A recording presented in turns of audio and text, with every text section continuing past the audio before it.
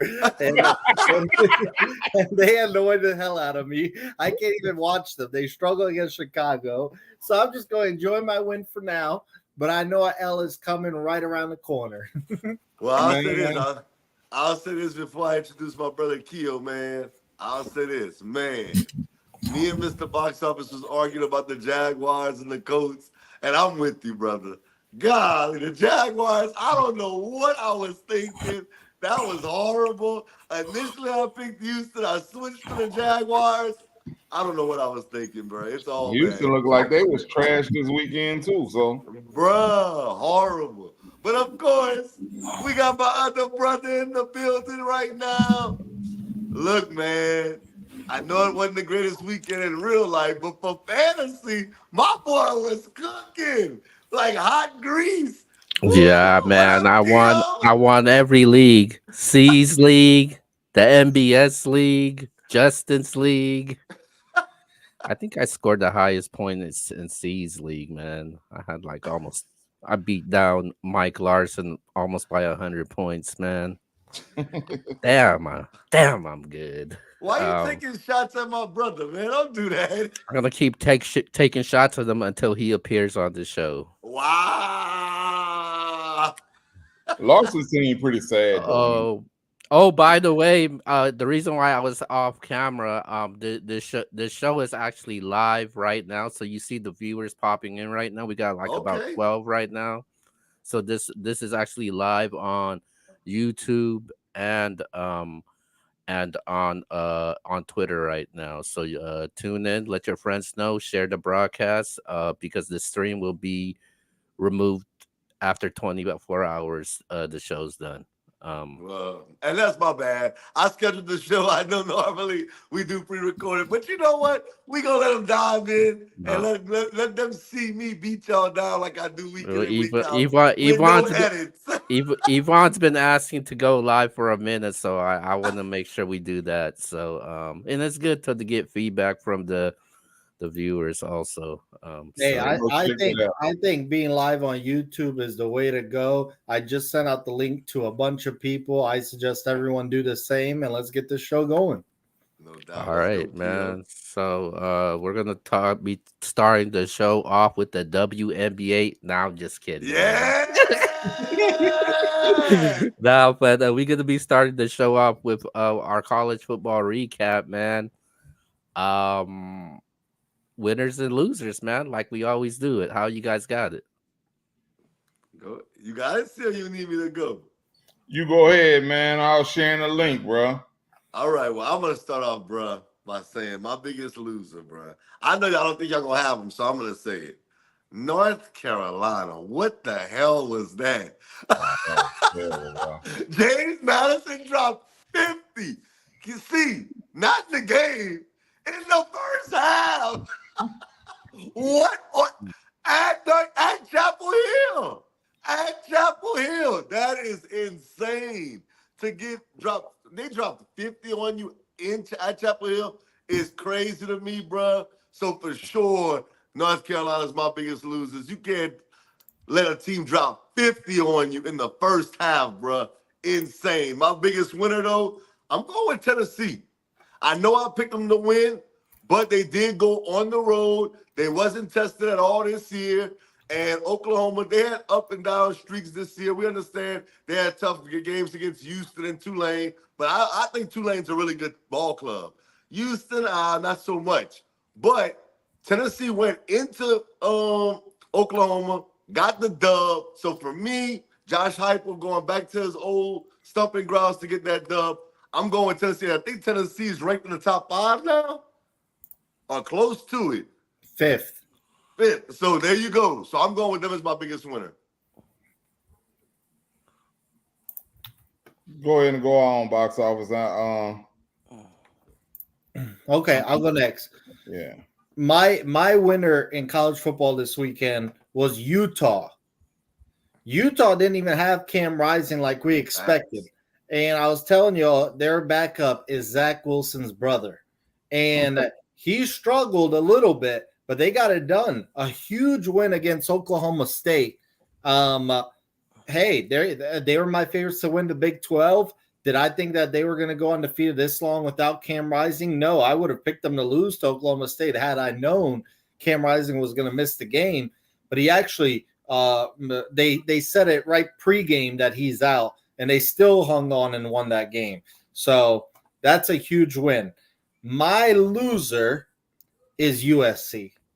And the reason my loser is USC, not because their season's over, obviously with the 12-team playoff and they have a big win against LSU already, they're not, they're not done for. But, hey, Michigan won this game throwing for 32 yards. Facts. That's crazy. That's what bothers me about the USC loss. They had 32 yards throwing against them, and they still lost this game. Come on, you knew what Michigan was going to do. They were going to run the ball. They had almost 300 yards rushing, 290. And they also got that 4th and goal on you to win the game. If they had 32 yards on you all game, what are they going to do on that 4th and goal? Right. They're going to run it. And I just thought USC blew a good opportunity in Ann Arbor. So my winner is Utah, and my loser is USC just because of how predictable Michigan was. I like both of those, and I will say Will Johnson's pick 6. I think that really hurt USC in that game. It just had them behind the 8 ball from the beginning. But like you said, I mean, you knew they were going to run the football, and they did exactly what they wanted to do. Go ahead, C. All right. I'm actually going to agree with you. North Carolina, they are my biggest losers. Bruh, you talking about they let them hang 50 on them. They let them hang 70 on them. Bruh, James Madison? That's a school here in Virginia. Bruh, when I tell you, listen, I've heard of James Madison, but I've never heard of him for football. 70, come on, man. I've seen them. They've been in the NCAA tournament before, right? Yeah, this past year. But they've been really good for their division in college football, though. Yep. They've been very good. Are they in the ACC? No. They're not in the Power 5 conference. 70 52 at half. Bruh, I looked at that. I saw that they come across the scroll at the bottom of the game Saturday, and I thought I was tripping. I said, bro, what is that? I literally didn't know. I was like, is that because I saw North Carolina James Madison. I said, basketball ain't started yet. Right. I really was like that, and the score was so high. I was like, no, it's no way. Because even in basketball, North Carolina losing to James Madison 70-52 would be crazy. So they are definitely my losers. My winners, I could have went a couple of ways from this. I wanted to go with Texas, but I mean, y'all beat ULM, bro. That's not impressive. I was going with them just because, they're number 1 team. They do have a backup quarterback, even though he's probably the best backup in college football right now. But I ended up leaning toward Miami. They beat South Florida. They beat the Bulls 50-15. Cam Ward is, I think he's kind of running away with the Heisman right now. And I might be out of $50 to reap because but Cam Ward's been looking spectacular all year, and they've been punishing people all year from the beginning of the season till last week. I think that they're maybe the second best team in college football right now. Wow. Maybe the second best team in college football right now. Wow. And he may be the best player. Cam Ward may be the best player in college football right now. Recalled him, Jayden Daniels 2.0.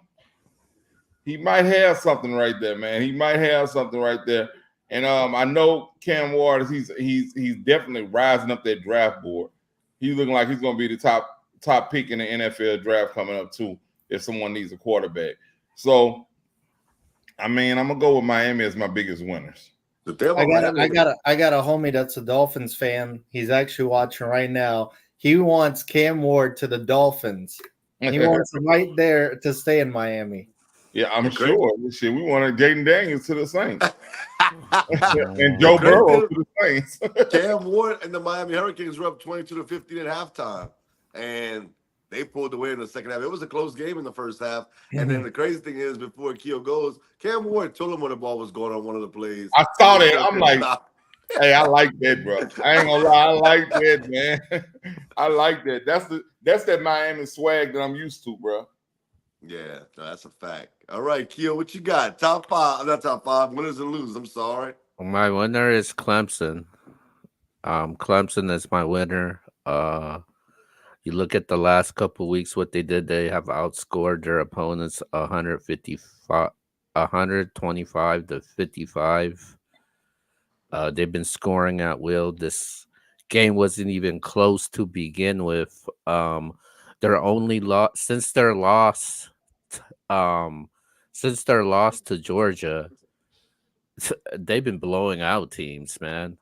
Um, I know you got company too. and they this Let's is a not talk good team. um I think people are talking about Miami way too much, I put this and bring it to me, please. yeah, they've been talking about Miami way too much, and I feel like Clemson it has been playing the best football in the ACC.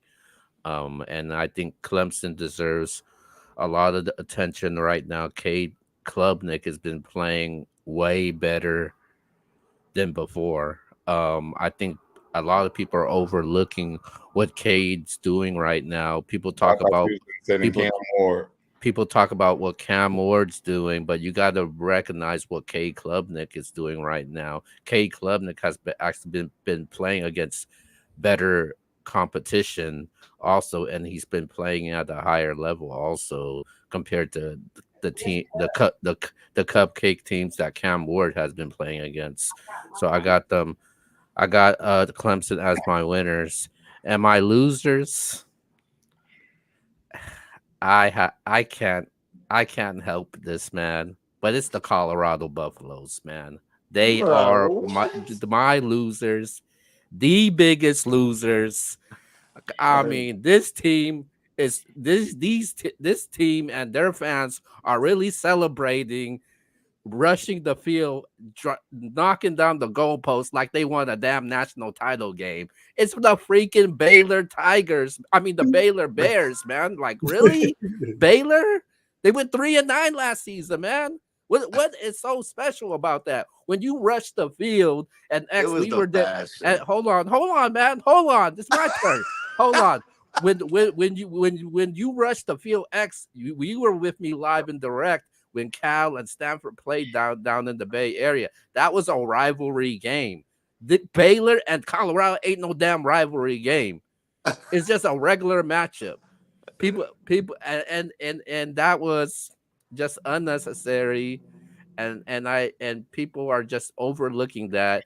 And it did take a damn miracle for it to happen. It was some questionable calls also. I felt like the one of the plays that he threw for a Hail Mary, it looked like the ball was moving though, and I think they were overhyping what Shador was doing.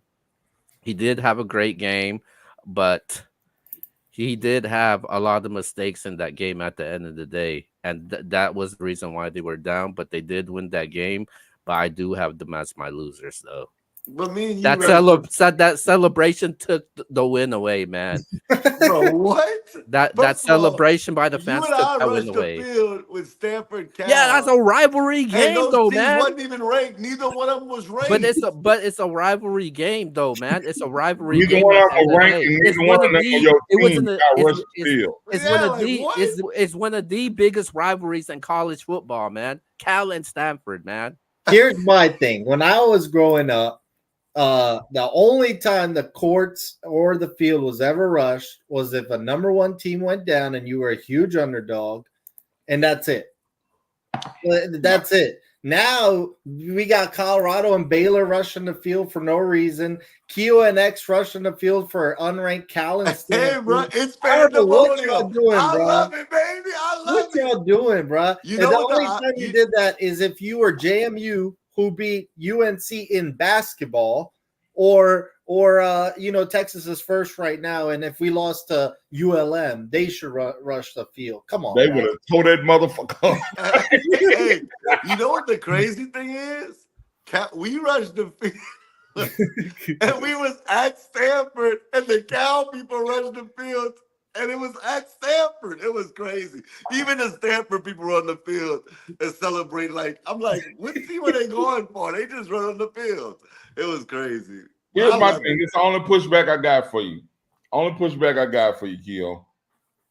If you're saying that Baylor was 3-9 last year, okay. First off, new season. That don't matter. Second off, if they would have lost to Baylor, would you have been talking down on them? No, because they lost the Yeah, previous would week. have. No, I Bro, wouldn't.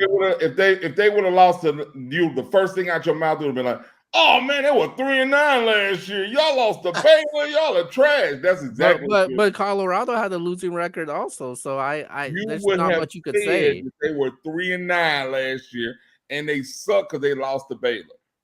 Now you're mad because they beat Baylor, and you're taking a win away because they No, rushed the no, no, field. it's not. It's not the win. It's the fans rushing the field. My thing That's is the this: problem y'all I had. acting like how they say in the NFL a no fun league.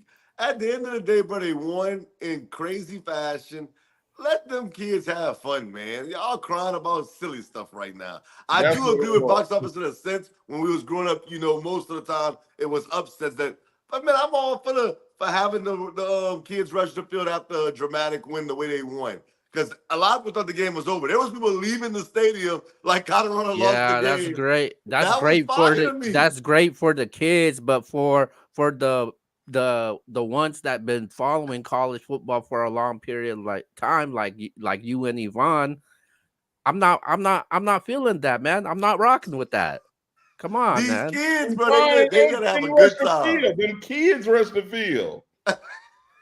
Exactly. That's Keith, bro. Look, I'm going to my first LSU game this Saturday. They playing South Alabama. If we win in a crazy fashion and them kids rush the field, you might see me on the goalpost. You might see me on the goalpost. I don't give a damn who we playing. It's the excitement. It's the atmosphere, bro. You can't say that you wouldn't be that excited in an atmosphere like that. Right. Keith, And if box LSU, office, you can say if, whatever you want.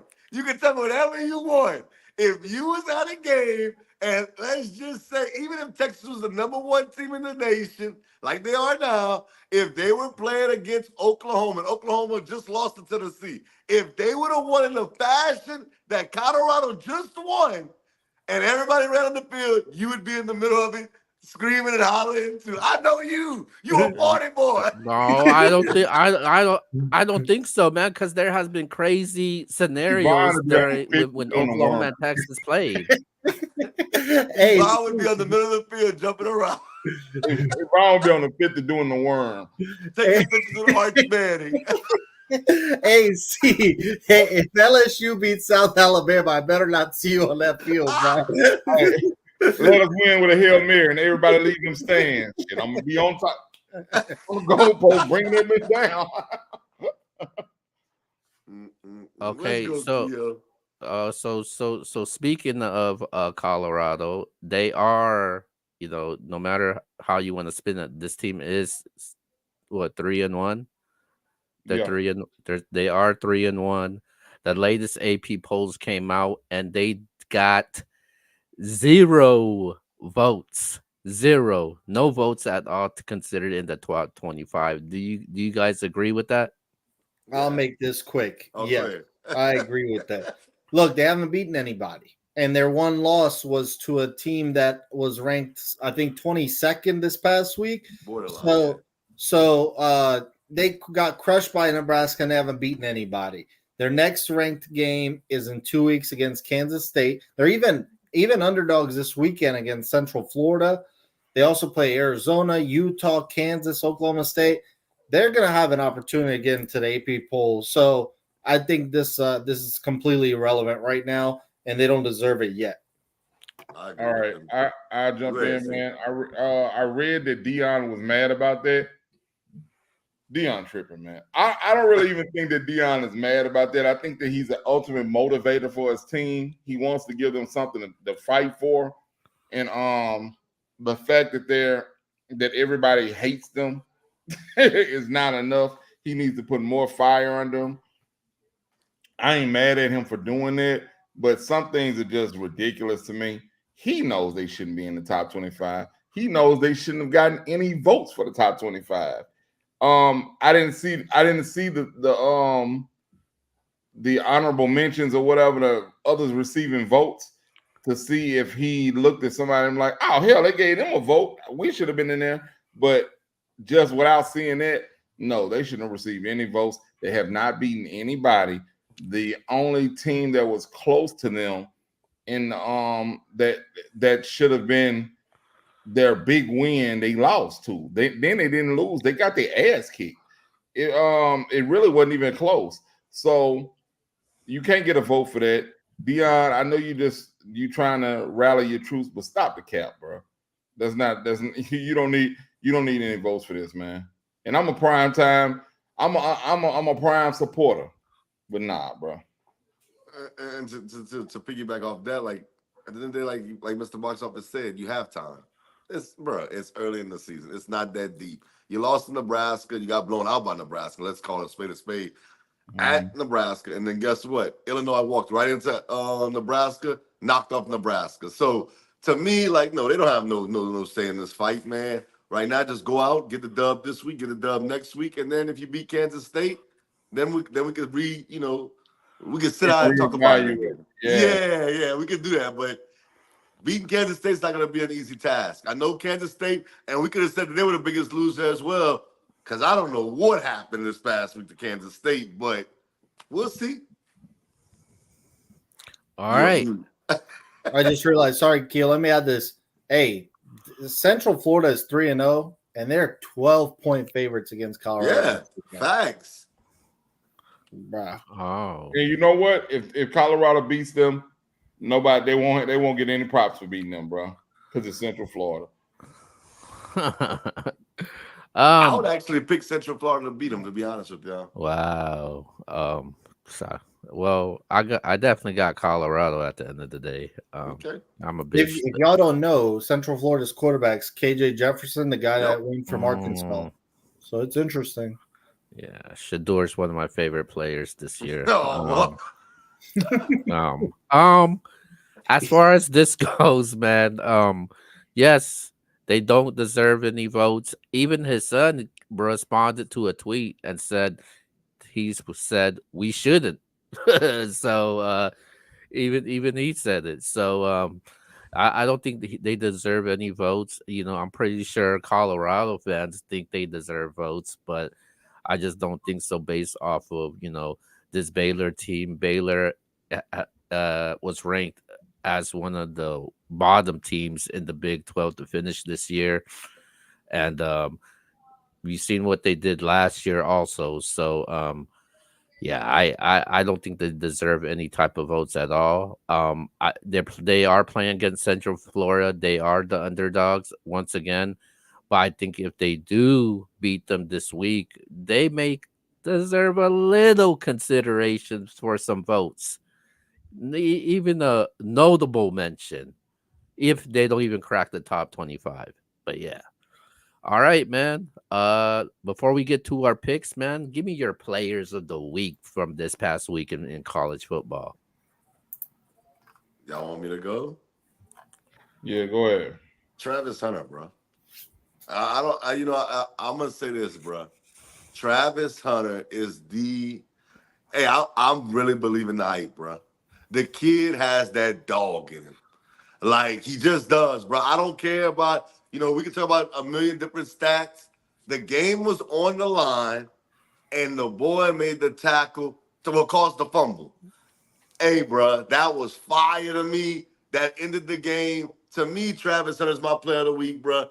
And I'll take it a step further. Like, unless you need a quarterback, I've been kind of like on the fence as who I would take number one. I would take Travis Hunter number one. At least I know I'm getting a dog. I know I'm getting at least a dog. So, yeah, and he plays with so much confidence, bro. I like the way that kid plays, bro. Travis Hunter's my player of the week. And to me, no matter what nobody did statistical wise, the way he affected that game to me was just offensively, defensively, it was special. So I got Travis Hunter. I'll go next. For me, it's Cade Klubnik, and Keo mentioned him earlier.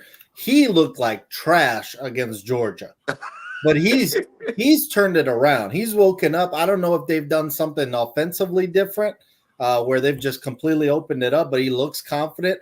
4 touchdowns, and he had that huge run to start off the game for rushing touchdown. Mm-hmm. So to me, Cade Klubnik has completely turned around, and I think Clemson goes as Klubnik goes this year. So far, 8 touchdowns, 1 interception, struggle against Georgia, but I think he'll turn it around, and has so far. So look, they're on a path to meet Miami in the ACC title game if they continue playing like that. All right. Let me clear this up for y'all, man. Cam Ward. Cam Ward. 24 out of 34, 404 yards, 3 TDs, and an INT. Bruh, this dude is consistently doing it, bruh. He's consistently doing it. And it looks so effortless when he's doing what he's doing when he's doing it. I'm impressed, bro. I am impressed, bro. Reek, you got you on with that one, man. You got you on with that one. I'm waiting for Nussmeyer to have his Cam Wardish game this year. Not that. What you smiling for, Yvonne? Calm down. I'm waiting. It might be this weekend. I might get to witness it live. So, and if I do come back in here going crazy after that, I don't want to hear nothing. It was just South Alabama. I don't care who it was. That's exactly what you're going to hear. It was just South Alabama. What you got, Keo? Illinois quarterback Luke Altmaier. Well. He threw over 200 yards, 4 touchdowns, 1 on the road in Nebraska. I think everybody.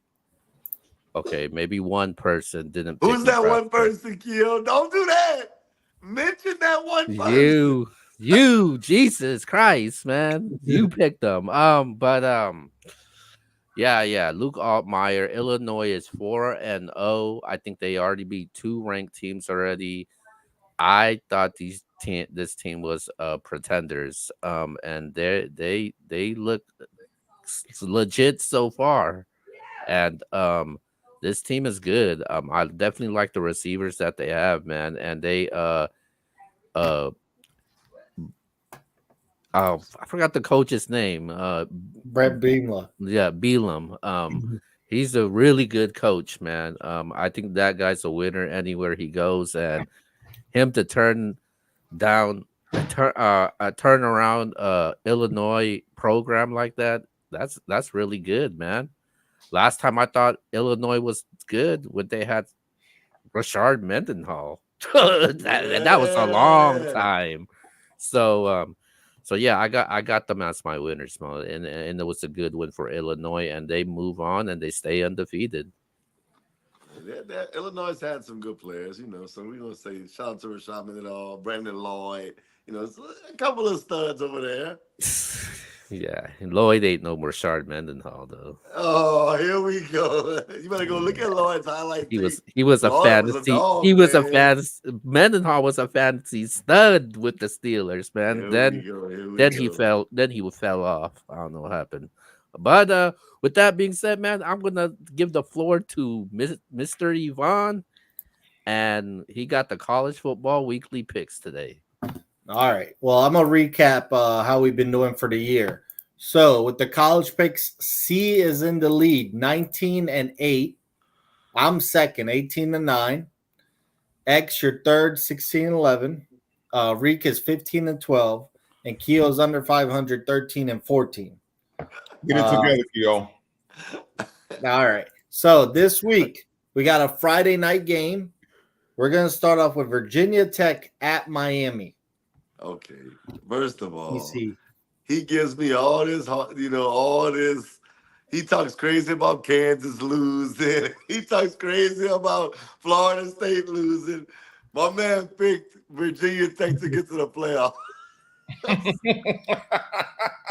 That is wild. That's wild, bro.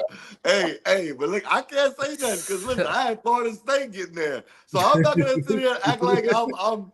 But it's always funny because he takes shots at people, and I'm sitting there like, bro, you said this, but I ain't gonna bring it up. I'm gonna let him just bury himself. But for this matchup, come on, bro. Come on, man. I'm not picking Virginia Tech, but y'all lost to Vanderbilt, bro. Shout out to Vandy. Vandy's been playing some good ball. Did they lose to Rutgers this past week? I believe they did. Virginia Tech did. Rutgers Yeah, undefeated. y'all lost to Rutgers. And I mean, Rutgers, but yeah, I got Miami, bro. What we doing? All right. Well, the U is back. Fun fact, that was my favorite team when I was growing up until I was old enough to understand that LSU was the best team in the world. Yeah, big I LSU. I was just enamored by everything that went along with Miami. From them, what really got me, I saw them run out of that smoke when they ran on the field. I was like, oh boy, them boys is gonna kill. And whoever they played that day, they went out there and killed them. So I was like, hey, one day I'm running out there smoke. That was my big plan. I was going to Miami, then to the NFL. Unfortunately, didn't work out like that. but I enjoy watching Miami win, and they're doing a good job of it this year. And I think they back. Virginia Tech is not going to be a challenge for them. I got Miami and the Cam Moore. Keo. I got Virginia Tech, man. Virginia Tech. Hey, I'm picking right now. I got Virginia Tech winning this game, man. Miami has not been tested all season, man. We hyping this team up. Yes, they're ranked 7 in the nation. That's great. But Miami is gonna be Miami at the end of the day. They are not back yet, but they will lose to Virginia Tech. Wow. Okay, well, I did have Virginia Tech losing an ACC title game, but still making a playoff. Y'all had Florida State winning the ACC. I don't know what y'all laughing at. But anyways, I think this is actually closer than people expect. Virginia Tech can sneak up on teams when they're not expected to win. The issue is when Virginia Tech is expected to win. That's when they blow it. Virginia Tech covers, Miami wins. I got no reason to pick Virginia Tech to actually win it. Kyron Drones has now looked as good as I expected at all. So I'm gonna go in Miami. Hey man, all y'all gonna hear in Miami when them Hurricanes win. All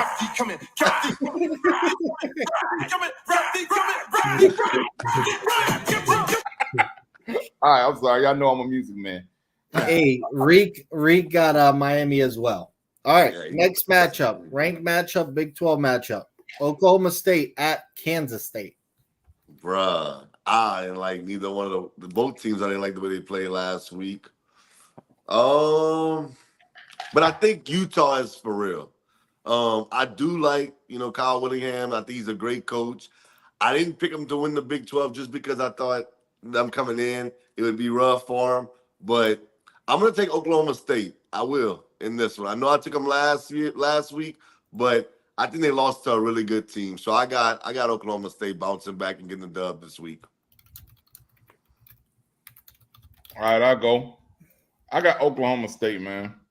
OSU. Even though they're playing in Kansas State, Kansas State, they looked terrible last week against BYU. And I think look like a duck, quack like a duck, it's a duck. I think they stink. So I'm going with Oklahoma State. Yeah, I'm going Oklahoma State also. I think they bounce back after losing. I didn't expect them to lose last weekend. I got Oklahoma State. Okay. I cannot believe Kansas State got destroyed by BYU like they did. That was surprising me because I watched them against Arizona and they looked really good, and that they looked like trash last week. I got no reason to pick them. I got Oklahoma State. Even though Kansas State's actually a favorite at home. All right, Reeks also got Oklahoma State. All right, next matchup. I might want to change mine, y'all. Next matchup, ranked matchup. Louisville at Notre Dame. Ooh. You know what? I think Notre Dame had their wake up call. I do. Like lose to Northern Illinois. I got Notre Dame. They always slip up somewhere in the season. I think they had their slip up. I think they're back. They're ready. They know they have to stay focused week in and week out. Being the fact that it's in Notre Dame, correct? Yeah, I got Notre Dame. Notre Dame gonna win this game. But shout out to Louisville. They can win. I'm just saying I think Notre Dame's gonna get them. All right, I'm gonna go with Notre Dame as well. I'm just not familiar enough with Louisville to pick them. And Notre Dame, I think they already did their got their Notre Dame loss of the year out the way. They always have a game you be like, y'all lost to who? They've already had that for the year. I think they end the year kind of a lot stronger than they started. So I got them over Louisville at home too. Notre Dame. Yeah, I got Notre Dame, man. They had a good win this past weekend. And I think they can continue to roll. And I don't see them losing just yet, though, man. I think until they play like a team like USC, maybe. But yeah, I got Notre Dame. Okay, I got Notre Dame. I think that I see it like X did. They had their slip up. I think they're going to be focused rest of the year. They're at home. I think they're the better team, better coach team. I'm going Notre Dame, but could be an interesting game. All right, next matchup, SEC matchup, Oklahoma at Auburn. Who we got? Bruh. Jackson Arnold did not look good last week at all. I'm just telling y'all, in my opinion, looked terrible. They benched him. Yeah, that's what I'm saying. They benched him, but he didn't look good at all up until the benching.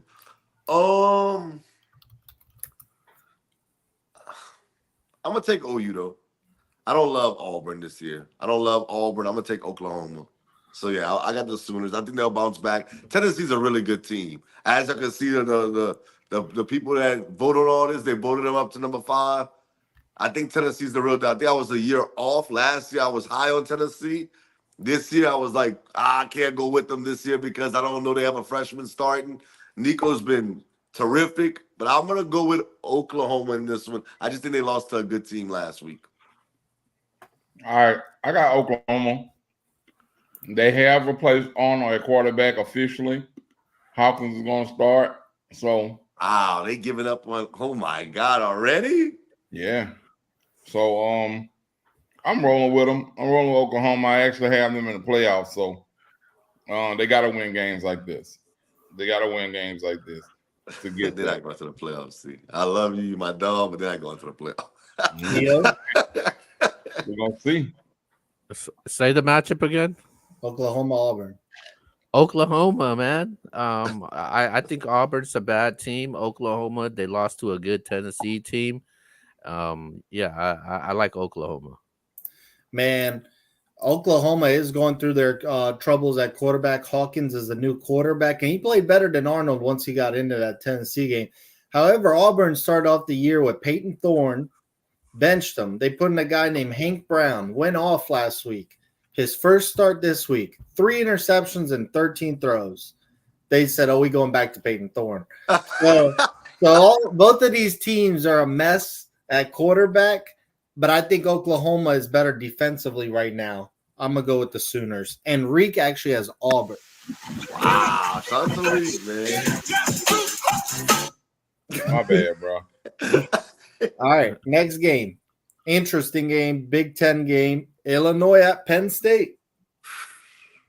Hey, Keo, I saw what you posted. I've been to Illinois guy. I've been like, man, people sleeping on the Fighting Alumni.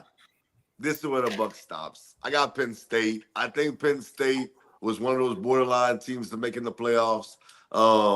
Penn State knows that they better not sleep on Illinois. If they do, they will get upset. But the fact that it's in Happy Valley, that's the difference for me. If it was at Illinois, I may change my pick. But being that it's in Happy Valley, I'm going with the Nittany Lions. All right. I'm going with Penn State as well. Not only is it in Happy Valley, it's a night game. A whiteout. I believe it's a whiteout. Hey, bro, it gets ugly in Penn State with those whiteouts. I'm gonna be honest with you. So I think Illinois, like you said, man, the buck stops here. They've had a good run of it. Hey, y'all ranked. Colorado didn't even get no votes, so you should be happy, right? All right, so yeah, I got Penn State, man, the Nittany Lions. Yo, shout out to the wide receiver sensation from Illinois, Pat Bryant, man. The reason why I'm shouting him out because he actually follows the MBS Instagram page and he checks out our Instagram stories, man. So I'll definitely be rooting for you, but I like the last name. But I'm taking Penn State, man. Penn State in Happy Valley. I'm not high on Penn State, but I won't be surprised if they lose. Happy Valley, wide out. Drew Aller's been playing a little bit better than I thought, man. So I'm rolling with Penn State. Okay, Keo said he's not big on Penn State. I am. I had them in the playoff. I think they're a legit contender. I think they are underrated. They're at home. I'm going with Penn State. I had them as a playoff team. There's no reason for me to get off that right now. Like y'all said, so night or whiteout. So this is going to be a big advantage for Penn State. I got the Nittany Lions. If Illinois was to win this game, though, we have to start taking them for real now. For sure. Now, if they win this one, they legit. Yeah, I agree. All right, game of the week. Ooh. Game of the week. We got Georgia going to Tuscaloosa to play Alabama. And just so y'all know, Reek got Alabama. All right, now, listen. Hey, this is where it gets crazy because I had Jalen Milroe winning the Heisman. So can this be his Heisman moment? I haven't been the biggest Carson Beck guy, but I have said Georgia's the best team and they're going to win the national championship this year. With that being said, Nick Saban's not Alabama no more, y'all. I know that everybody wants to think to themselves, the boy is Nick Saban, but he's not. And I know he got him to the national championship in Washington last year. I know he got Jalen Milroe, but here's the issue.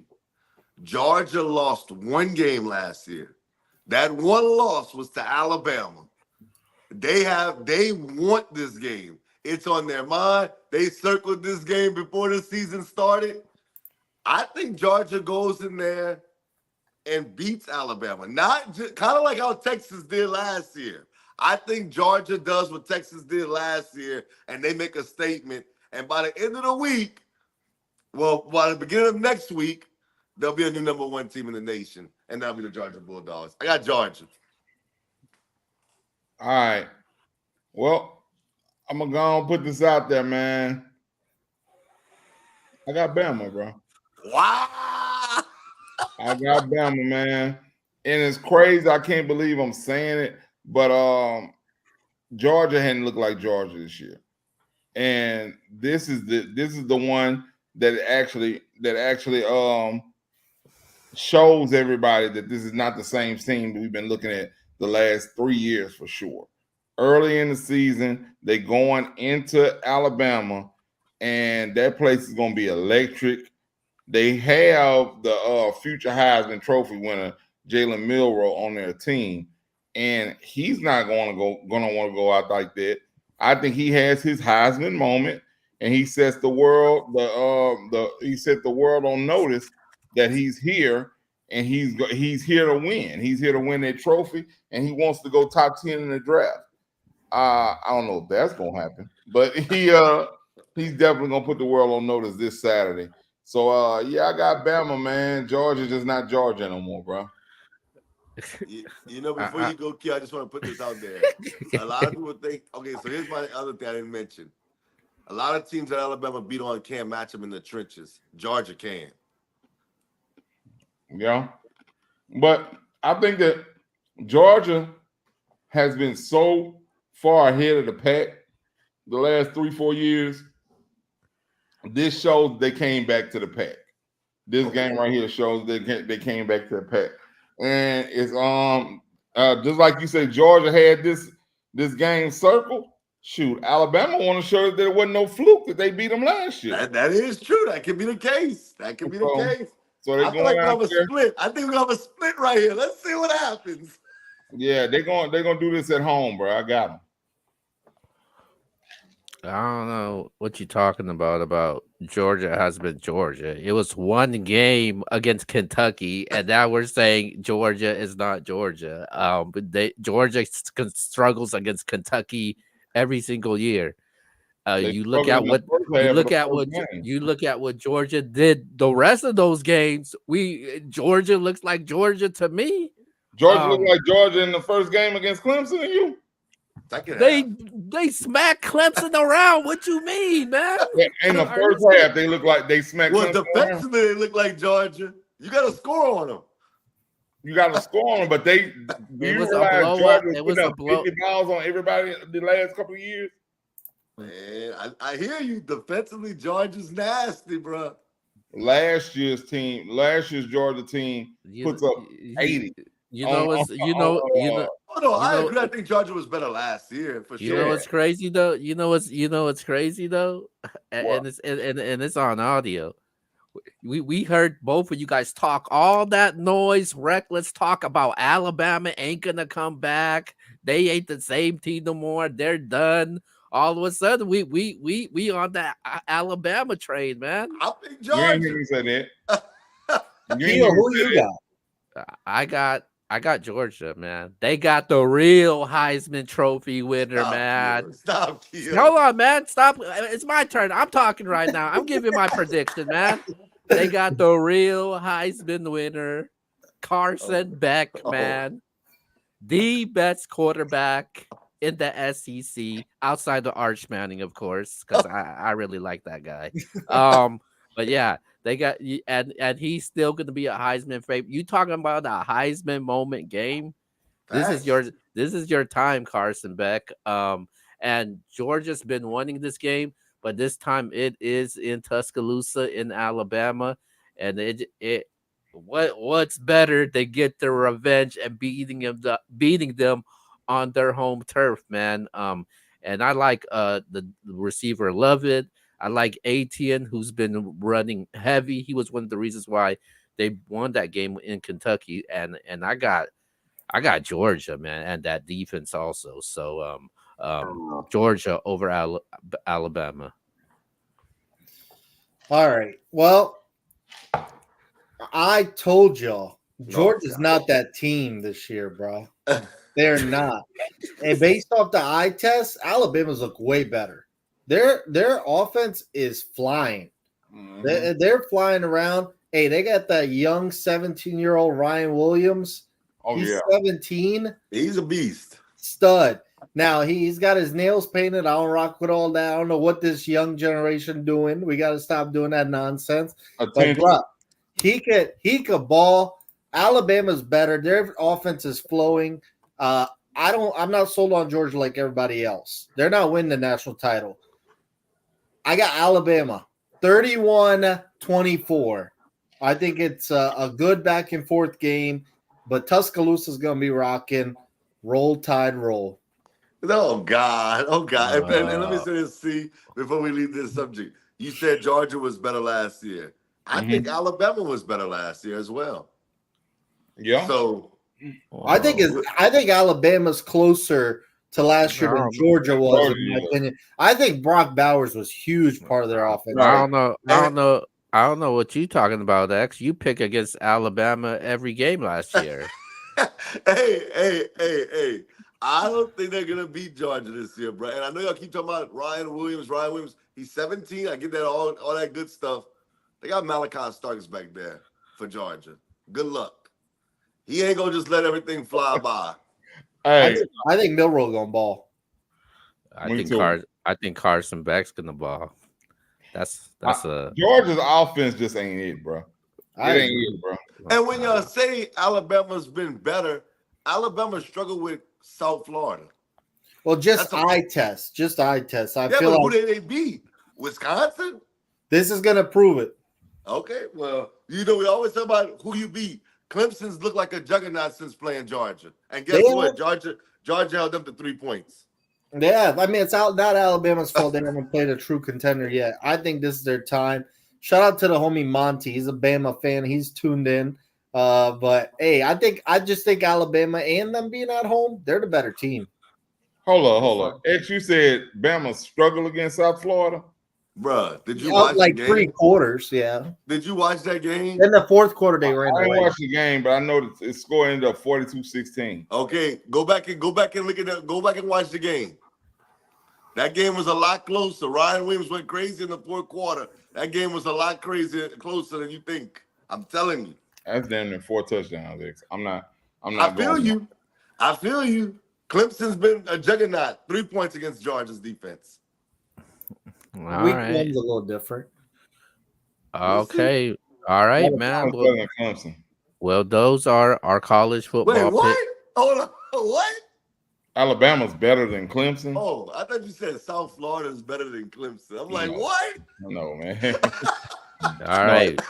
All right, man. Well, those are our college football picks, and we're moving on over to the NFL, man. And before we get to the NFL later on to the show, we are returning one of our segments called, well, we had a show on it and it was MBS Top 5, so we're gonna have a True X is gonna have a MBS Top 5 later on in the show. But before we begin, I'm gonna change this format really quick before we continue. And then all right, man, and I will be bringing on a special guest right now, man. Good friend of the show, the one, the only, from the Alphabets Football Show, Mr. Marcus Betts, man. Yes, what up, boy? What's up, fellas? How y'all doing? Chilling, man. You recovered again? It's good to see y'all, man. What's been popping, man? I like that Indy jersey. That's clean, man. Who's doing that? Don't get him started. Is that Marshall Faulk? No, the other 28, Jonathan Taylor. Okay. Oh, God. That's crispy clean. I like that. Look at Marcus gassing him right now. Hey, Marcus, he been wearing Saints colors for a year straight on the show. Nobody complimented him yet. I mean, that's what these colors do, bro. Yeah, that's you know, it's kind of like a real blue, like the Dallas Cowboys blue. Really. I was about to say, Vince don't want to talk about the Saints right now, man. All right, man. Well, make sure you go check out Marcus's show, man. The Alphabets Football Show. It's available on Facebook. They also got it on YouTube. Also, they got some good football content, man. You know, Marcus is one of the guys that really knows what he's talking about when it comes to football, even though I don't agree on a lot of things that he says, but he makes some good points. But with that being said, man, we're going to get straight to it. Our winners and losers for the NFL. I want to go first because I want to shout out this team. My winner is the Green Bay Packers. Okay, we all thought, at least I did, they were donezo after that Jordan Love injury. And at first they said it could be a year long, and then they discovered it was MCL sprain. They said 4 to 6 weeks. We're like, bro, they might be out the playoff race by then. Hey, shout out to the Packers and Matt LaFleur. Malik Willis looked like a scrub in Tennessee. He's looked like a complete different player in Green Bay, and that is all coaching.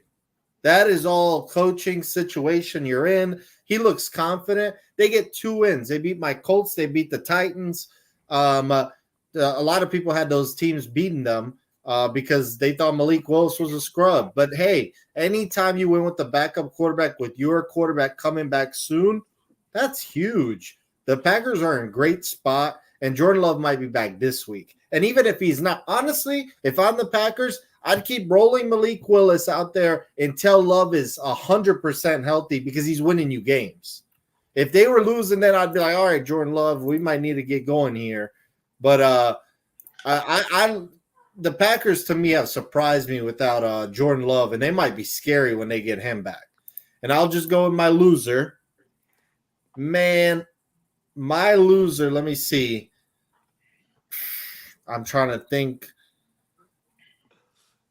Man, my loser is the Cincinnati Bengals. Oh, man. We all had them winning Thanks. Monday night, and I was certain they were going to beat Washington. And I thought, okay, they're known for starting off bad weeks 1 and 2 with under Burrow, but now they what's it called? Start 0-3. That's terrible. You're putting yourself in a huge hole. And the worst part is that offense finally got going. T. Higgins was back. Chase caught 2 touchdowns. You're like, all right, the Bengals are back. Bro, that defense is trash. Trash. They'd let a rookie quarterback, Jayden Daniels, not turn it over once or punt it once. Are you kidding me? I don't care if that's Joe Montana in his prime. You got to get at least 1 punt or 1 turnover. That was embarrassing of the Bengals defense. And I don't care how good Burrow might be rest of the year. If that defense is that trash, they got no shot. This game against Carolina this week, a must win. Okay. I'll go next. Oh, God. Don't do this. Oh, God. Hey, man. Hey, we're going to talk to you in a second. Hey, let me go first because I don't want to deal with Reek right now. He's already – I don't want to hear that about that. All right. My biggest winner goes out to the Minnesota Vikings. Boy, what? You knock off the Niners 1 week, then you double back, and you knock off C.J. Stroud and the Houston Texans, and the way that this defense is just flowing around, getting after the ball, hey, man, Sam Darnold was like that 3rd pick whenever he was drafted, what they thought they were going to get, he's starting to look like that guy. And the crazy thing is, Hawkinson's not even playing yet, and they're doing this. Aaron Jones looks good. We know Jennings is one of the best receivers in the league. Addison has missed some time. Hey, man, I've been extremely impressed with the Minnesota Vikings. So they're my biggest winner because there's no way you could have told me that they would be 3-0 with the schedule that they had and Sam Darnold, their starting quarterback. I would have bet whatever that you wanted to bet on that. And shout out to them. They've looked dominant. And we'll talk about power rankings in a few minutes, I guess. My biggest loser, though, man, I'm going to say the San Francisco 49ers, man. What in the hell is – I know they got injuries. I get it. But, dog, you lose to the Vikings. Cool. The Vikings are 3-0. We're not tripping on that. The Rams had no Cooper Kupp, no Puka Nacua. Dog, who knows their receivers at all? The Niners were up big. Jennings was balling out in his world. And then all of a sudden, it's like they had a complete meltdown.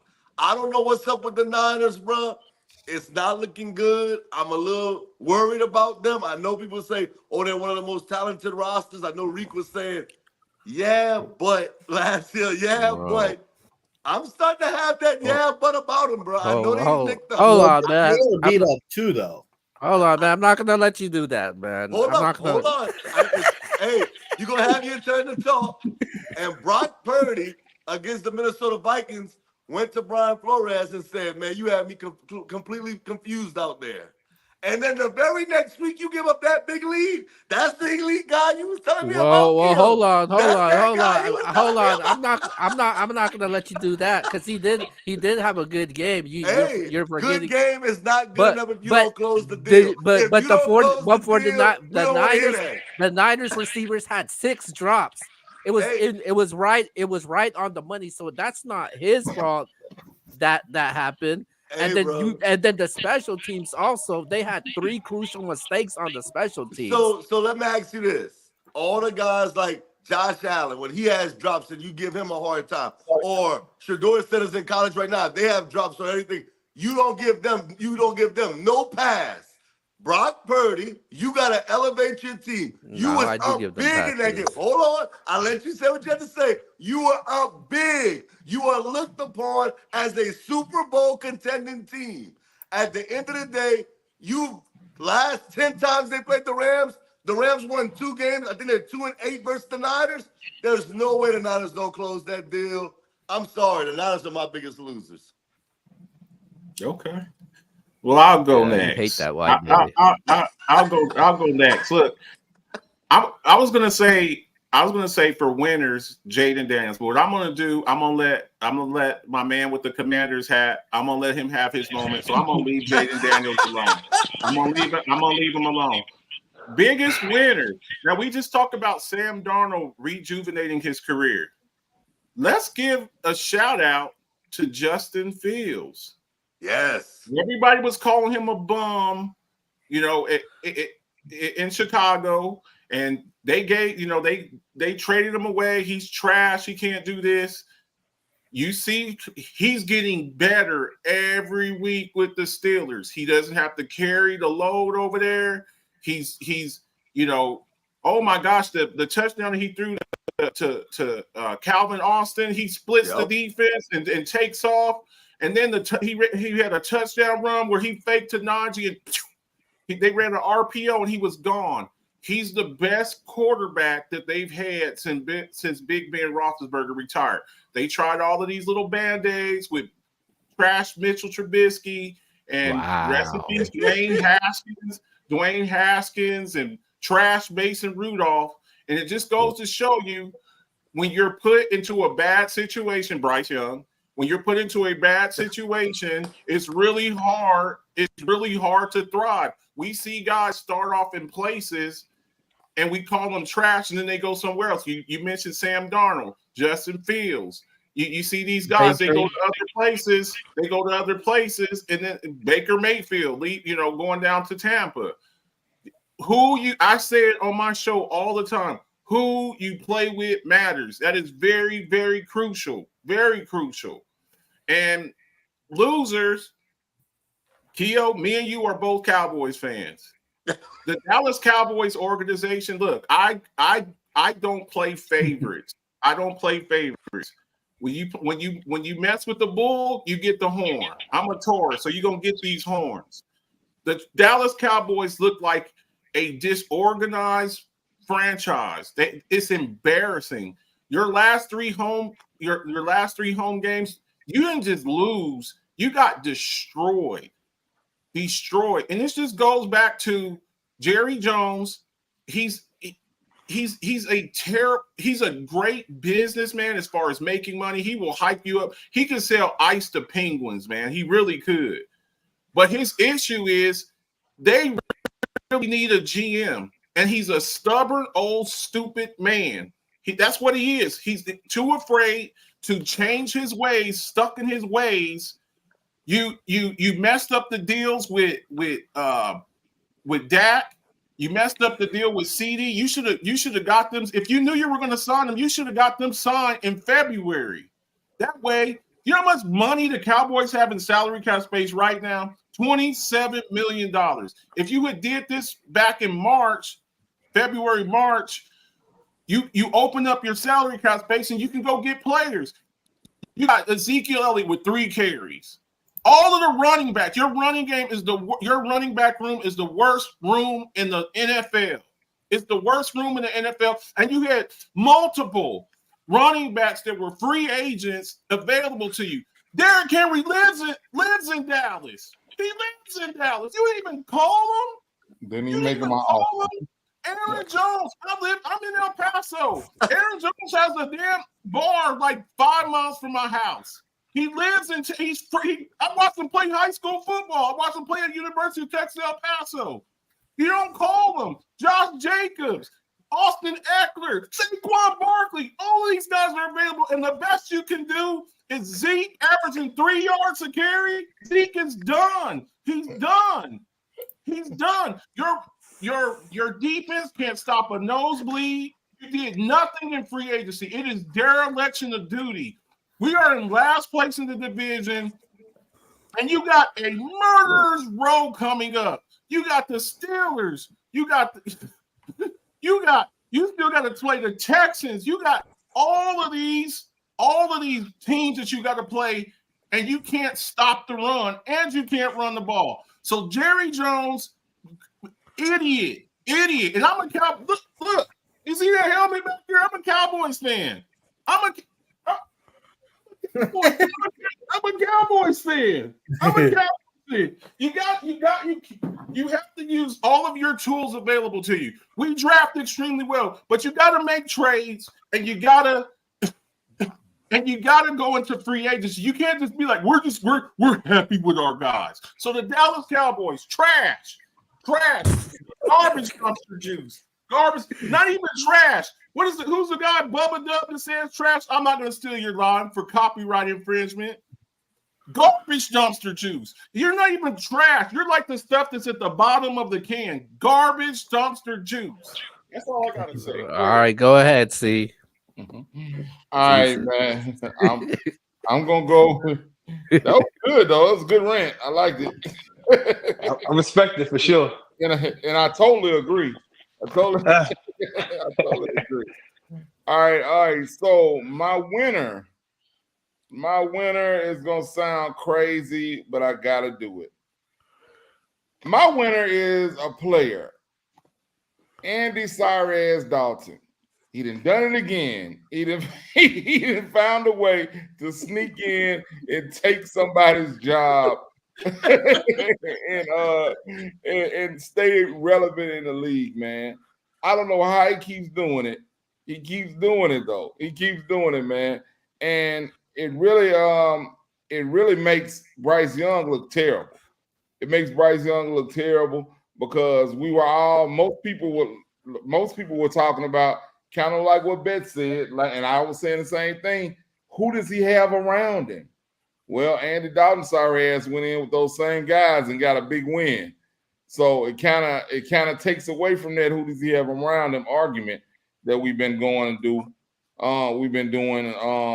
And I know Bryce is young, but hopefully he gets another chance at another location because this right here, this is not going to work.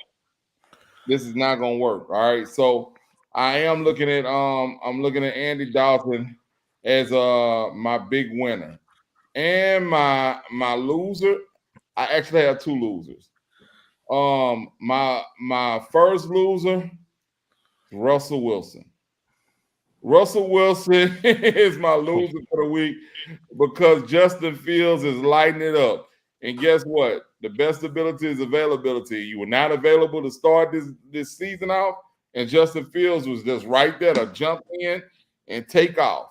And it actually shows you what a good organization can do with a good player and a bad organization can do with a good player. Because Chicago Bears, they're actually showing even more how bad of an organization they are right now. Because you got another number one pick and you still can't win. Okay, so whose fault is it now? Is it still Justin Fields' fault? No, it's not. Justin Fields went down to Pittsburgh and he's 3-0. That's all I'm saying, bro. The boy has always had talent, and now he's got Mike Tomlin putting that battery in his back, and he's out there balling. So that's my first loser, Russell Wilson. And why the hell is he even dressing out? I saw him over there with his whole full uniform on. I'm like, bro, if you don't put street clothes on and go sit up there with Sierra, he's a backup, man.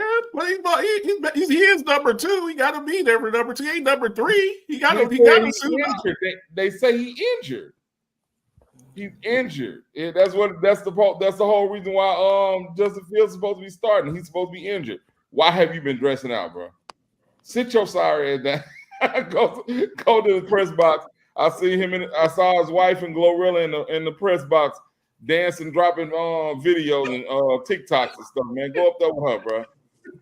So anyway, he's my first loser. My second loser, and I'm kind of going your route with it, Bets, the New Orleans Saints. Oh my God, bro. We had a chance to put our stamp on the NFL and show everybody that we were the team to beat in the NFL. All we had to do was finish that game off, bro. But there's always a but. We did lose our starting center, the third play of the game. And not only is he our starting center, he's the highest rated offensive lineman in the NFL. So the center is the anchor of your offensive line. Where was all of the pressure coming from? Right up the middle. Right up the middle. And guess what? Derek Carr cannot throw the ball while he's being pressured. How are we being so successful those first 2 weeks? If you look at that pocket, Derek Carr had a clean pocket for 2 weeks straight. Pocket was muddy as hell this past week, and we lost the game. And I almost gave Dallas Goedert my winner of the week because he demolished us. And in one league, I benched him out of solidarity for the Saints. I was like, nah, I don't believe he gonna play good this week. And he had his best week of the year, probably his best week ever. So the Saints are my biggest lure. We had a chance to put our stamp on it. Now we got to deal with those doubters again. But we will shake back this week against Atlanta. Go ahead, Reek. You on mute, bro? Yeah, I'm mute. Let him talk. I got you. First of all, he deserves to talk. First of all, I like to say good evening, gentlemen. How are you guys doing today? Cheers to you guys. I'm with you, my boy. I'll start with my losers because, the winners is so difficult. I had a few losers today. I had a few losers this weekend. But I went with the Raiders.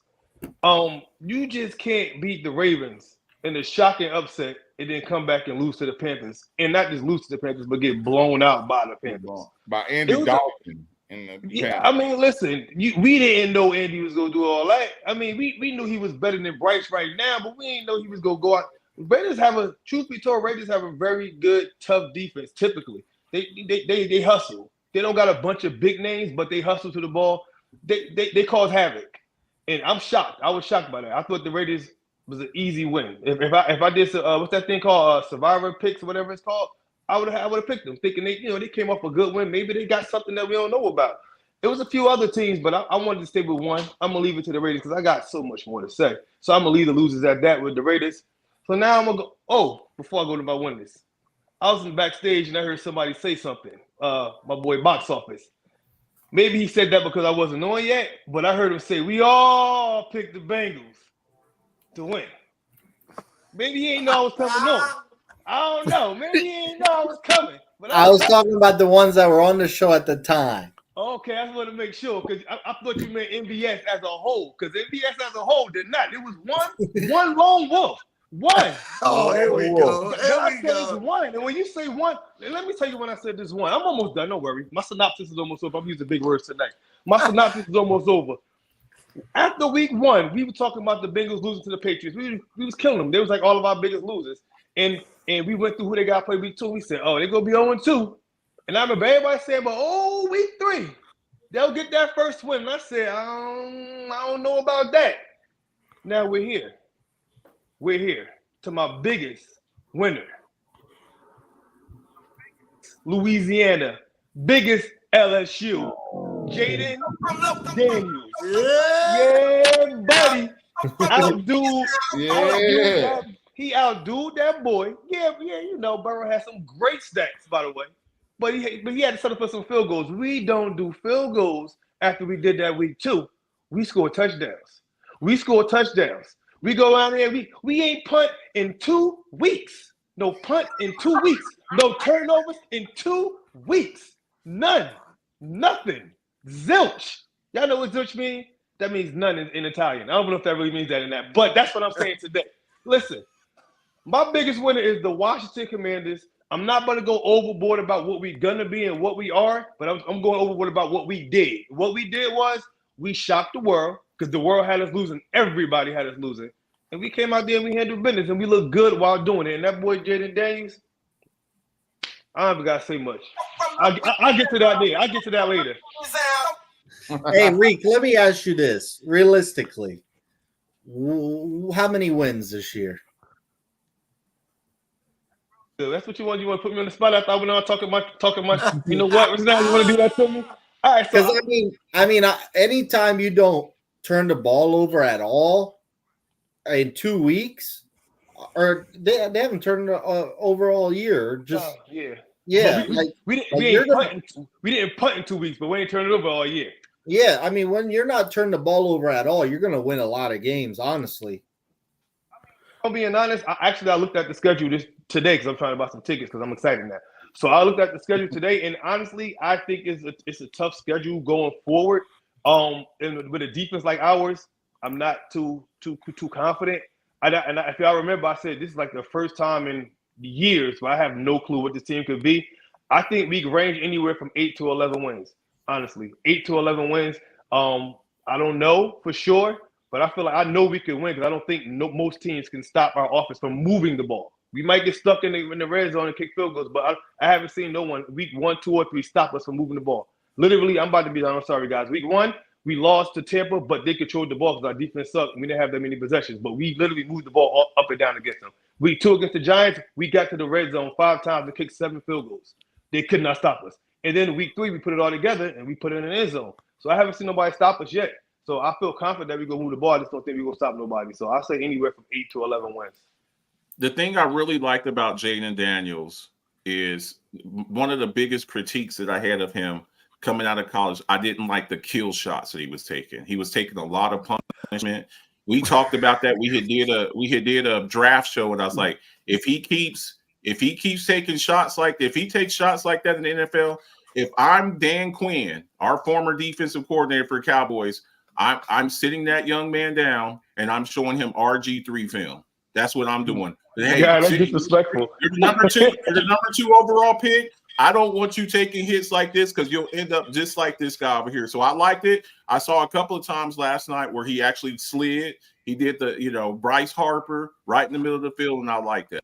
So, yeah, I was very impressed. Appreciate you. That's all right, man. I'm going quick more winners and losers. Shout out to everybody that's pulling up in the chat right now. Shout out to the Bar God. Shout out to him. He got a battle coming up this week, and make sure you go check it out. Shout out to 40 boy Q. You know, Q hasn't been on the show for a while. He normally likes to do all that battle rap stuff. And shout out to everybody else in the chat. Shout out to Musa from Proper Context Media.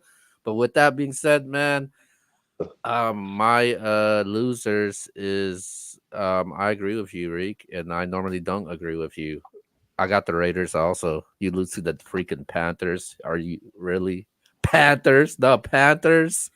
X, you said we did the NBS Stardom Syndrome show. You was like, I'm picking that defense until the Panthers prove me wrong, and obviously they proved you wrong. Not only they proved you wrong with that, but Bryce Young might have lost his job. Andy Dalton played a really good game, man, and he actually gives the Panthers somewhat of a chance from now. So I got them as my losers. My winners, I'm going with the Washington Commanders. I'm going with the Washington. Yeah, I'm going Washington. Let's put it like that. Most people don't know the Commanders, man. They have scored on their last 14 possessions. And those possessions have equal wins in their last 2 games with the Giants and then with the Bengals, man. Jayden Daniels made history.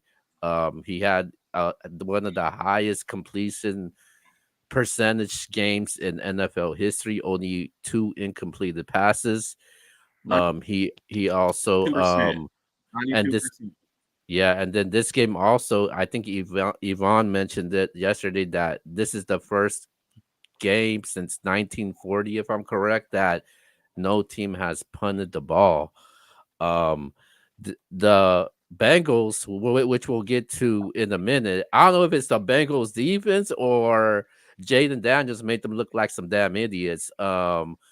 on that fourth down play, I was surprised that they went for it. But knowing Cliff Kingsbury, I guess he trusts in his quarterbacks, and Cliff, he's doing a great job right now as an offensive coordinator, and on that fourth down play, converted on that fourth down play. Man, the play was 2nd and 21. I didn't think That that was crazy to me. I didn't think they were gonna pull up. He dropped a neither. bomb to Scary Terry, and I know what X was excited about that, and it was right on the money. Me being a hater, I was like, "Oh hell no, that's out of bounds." No, he didn't control it, but it was the pass, man, and there was a deep shot like to Terry McLaurin. I thought that was my favorite pass of him earlier in the game. I think it was like a 57-yard bomb that they end up scoring afterwards. I That was a beautiful pass and a beautiful catch also.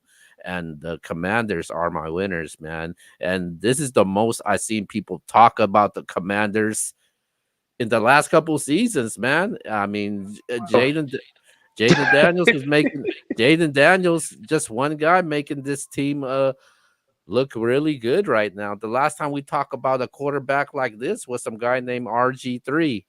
And Led him to the man, playoffs his rookie year. This yeah, just goes man. to show. This just goes to show too that sometimes when you don't get what you want, that's a good thing, because Washington was trying to move up to get Caleb Williams because Kingsbury was the offensive coordinator at USC. So they were like, oh, if he gets him, he'll have his college offensive coordinator. It just worked out for the best, So sometimes when you don't get what you want, that's actually a blessing. That was a blessing. And Reed, We wanted him. Wanted him. Hey Reed, the price just went up on Terry Scary. Woo! All right, guys. On Scary Terry. So I know we got 6 people on here, so we're going to our next topic, but just make this really quick though for your MBS Power 5 NFL Power Rankings, man. How you got it after 3 weeks of football? Yo, I'll go first. I'll probably shock a little bit of y'all with my Power 5. I'll start with the first team. The number one team is the Kansas City Chiefs. They're the defending champs. You can say that they've struggled, but at the end of the day, they've won every single game. It's been close games, but they're the champs, so they're number one. To me, number two is the Buffalo Bills, man. Josh Allen and them boys, they're finding different ways to win. The first game, Josh Allen was running around. Second game, it was James Cook. Third game, it was Josh Allen throwing that thing all around the field. Buffalo, to me, is number two. Number three, I got the Minnesota Vikings. I can't believe I'm even saying that right now out loud. That's crazy to me. Minnesota defensively, what Brian Flores is doing with that team, bro. He's got all the quarterbacks shook right now. They don't know what's happening out there. He's disguising the coverages perfectly. So I got the Minnesota Vikings. Now, here's where everything changes for me. I think y'all going to disagree with me. But at number 4, I got the Philadelphia Eagles. And I know y'all might be like, X, you wildin'. But here's my thing. Philadelphia is a Saquon Barkley drop away from being 3-0. Now, let me put this out there. They beat the Green Bay Packers with Jordan Love. And Jordan Love played well. Jayden Reed balled out, and they beat him. They beat the New Orleans Saints, who looked unstoppable the first 2 weeks. I know it was a close game, but they did it without A.J. Brown, and Devonta Smith got hurt in that game. So I just look at that. They lost to Atlanta. Yes, Atlanta's 1-2. But let's not forget, Atlanta's 2 losses is to the Kansas City Chiefs and the Pittsburgh Steelers. And again, had Saquon not dropped that ball, to me, they'll be undefeated. So I got them at 4. At number 5, I got the Pittsburgh Steelers. TJ Watt's the defensive player of the year right now, bro. It's not just about the sacks. I swear to God, every time you look at that guy, bro, he jumps off the field, the camera, and he's always disrupting the quarterback. It's just unreal. It's like he's getting a jump. It's like he knows the count, and he gets off that side, and there's nothing you could do with him. Justin Fields has definitely grown. I actually said, I don't like to give myself props all the time, but I told C, Justin Fields would win that starting job over Russell Wilson, because Russell Wilson's washed. I got the Steelers coming in number 5. Okay, I'll go next. There's 5 teams undefeated in the NFL. That's the power rankings right there. Through 3 weeks, that's the 5 you got to go with. Look, do I think the Seattle Seahawks will be there at the end of the year? I don't. But right now, through 3 weeks, I'm going to go with the undefeated teams. Number 1, Kansas City. Look, they're the defending champs back to back. I'm getting tired of their asses, but look, they keep getting it done. Now, they do always get away with some questionable calls, and it's starting to piss me off, but it is what it is. They're number 1, and they also got the best player in the league. Number 2, the Buffalo Bills. Look, as long as you got a legit quarterback like Josh Allen, you're always going to be in the race. He's playing better without Stephon Diggs because he doesn't feel the pressure to feed a number 1 proven wide receiver constantly. With this offense, he could just spread it out and take his time and just throw to the open man, and the Bills look good. Number 3, I'm going to go with Pittsburgh. Defense is legit, bro. TJ Watt, I don't care what anybody says. That's the best defensive player in the league. That's simple. When I watch TJ Watt, this guy's in on every play, bro. His effort is relentless. He's a stud. And Fields looks better than he ever did. Number 4, I'm going to go with the Minnesota Vikings. Look, they've beaten some legit teams. I thought they were going to be some trash this year. They still might end up being trash. But as of right now, you got to give them credit, bro. They've beaten the Niners and the Texans, and they destroyed the Texans. It wasn't even close. I can't – when I watch the Vikings ball out this year, I can't believe what I'm seeing when I watch them. I'm just like, I don't know how this is happening, but it is. You got to give them credit right now. And number 5, I'm going to go with Seattle. Seattle, not too many proven wins so far, but they're undefeated. As C says, they've beaten who's on their schedule. So that's my top 5 right now. All right. I'll go. Let me jump in here. All right, my top 5 is similar. Starts off with the Chiefs. They number 1, hadn't been beaten at all. So no matter if their wins were close or not, they won. So they're number 1 team in my top 5. The Bills are second. I don't think any of us expected them to be playing as well as they are. And they actually look really good, look really dominant, like they're like they could give the Chiefs a run for their money if they would have played today in the playoffs. Then I'll go to 3. Sam Darnold and the Minnesota Vikings. That's crazy to say a Sam Darnold-led team is number 3 in the power rankings, but I mean, they've looked good, man. I actually picked him up in the waiver wire when Tua got hurt, and he gave me lots of points. He throws touchdowns, man. So shout out to Sam Darnold. Number 4, I got the Pittsburgh Steelers. They look really, really good over there behind Justin Fields. And like I said, man, Russell Wilson, he can go ahead. Russell Wilson probably need to retire, man, because he's not in the field anymore. Barring injury, I can't see that man touching the field this year for the Steelers. And number 5, I'm tempted to go the way box office went. I wanted to go all undefeated teams, but that last spot, I just was like, I know I can see better teams than the Seahawks. So I went with the Eagles. The Eagles, I think they might be the best one-loss team out there for right now, because they beat the Saints. I can't put the Saints above them. You know what I mean? So I got them at 5, and at 6 I got the Saints, and then 7. About no 6, bro.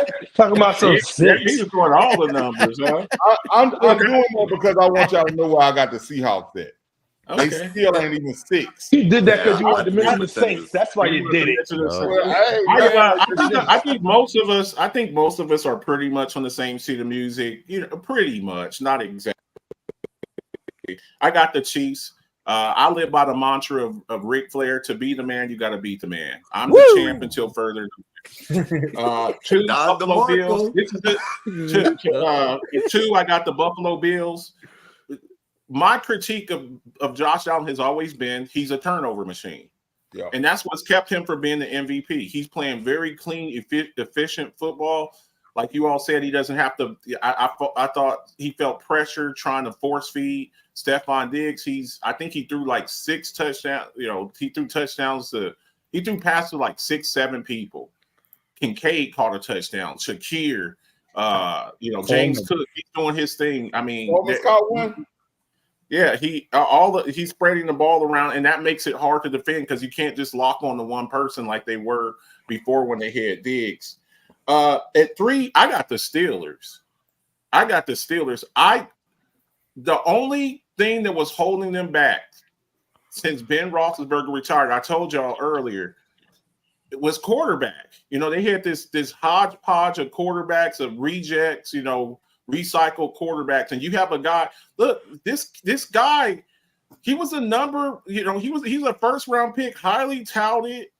You put him in a good situation. It goes to show again. I want to reiterate that when you get out of when you have some abysmal organizations that could screw up a glass of ice water and a bologna sandwich if you gave them a recipe card. They're just bad organizations, and I think they got the best defense in the league. At 4, I got the Vikings. I know Sam Darnold, and again, you're talking about a quarterback who was in a terrible organization, the Jets, and they put some weapons around him, and this is a great situation for them because you drafted JJ McCarthy. Now you don't really have to rush back JJ McCarthy. He's out for the year, but even next year they can go in there and he's making himself a lot of money, kind of like a reclamation project, kind of like Baker Mayfield. Mm-hmm. And then at 5, I got the Packers. I look with Malik, another quarterback that was in a terrible organization, the Tennessee Titans. Everybody was calling him a bust, and they chose Will Levis over him. And we see what this kid is doing with some weapons. They got a bunch of receivers. I don't know if they have a true number 1 wide receiver. They got a bunch of really good twos though, and Josh Jacobs. And he's a little bit more dangerous than Jordan Love because he'll dip on you. He's kind of got some of that Jayden Daniels, Lamar Jackson on you. He'll dip off on you. That creates problems for defensive coordinators. So I got the Packers at 5, and they get back Jordan Love. And you got some of these teams that got reinforcement coming. The Chiefs, they're going to get back Hollywood Brown eventually. They're going to get back Pacheco eventually. The Steelers, they get back Cam Sutton, one of the cornerbacks on the other side. So what's scary is some of these teams, they got reinforcements coming. So we'll see, but that's my 5. I actually like that list. Real quick, before we go out, how many of y'all think that D-Hop wakes up in the middle of the night crying and screaming that he went to That's his fault. That's his fault. Going to Kansas City like he was supposed to. Completely his fault. And I said it on this show at the time. I thought that he was delusional, and I hope he learned a lesson. But I'll tell you what, he don't regret it as much as Devontae Adams going to the Raiders. I don't know. That's a terrible situation. If I'm them, I'm trying to get to the Jets by any means necessary, even if I got to take a pay cut, man. And also, Keough said that Josh Allen was going to be trash this year. Leading MVP candidate so far, Keough. Yes. All right. First of all, let me start off again by saying good evening, gentlemen. Oh, here we go. Wow. Cheers.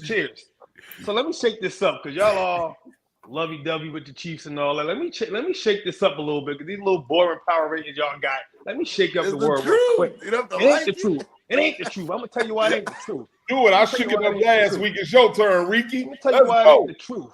First of all, the number 1 team is the Bills. That's number 1. They're playing the best. I don't care what you did last year. I care about what you did this year.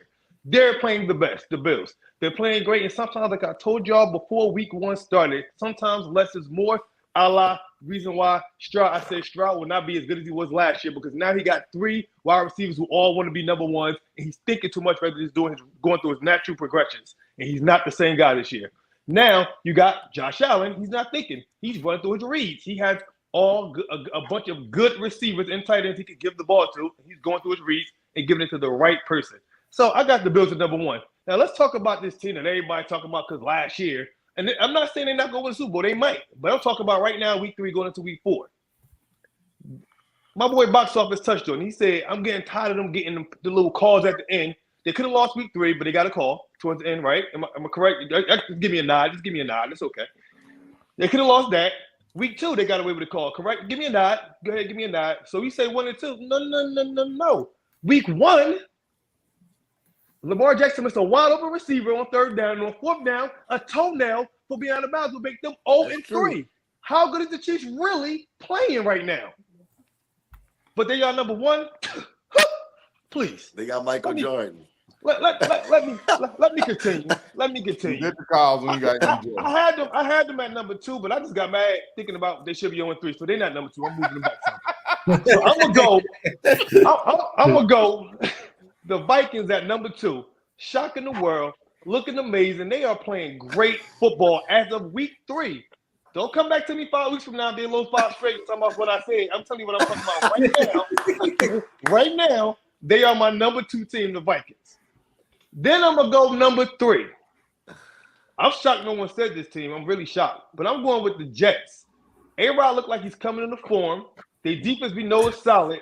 And if their offense could just look like it looked last week, I don't see many teams that's going to be rocking with them going forward if A-Rod can stay healthy. I'm going to go number 4. I'll put them little Chiefs there again.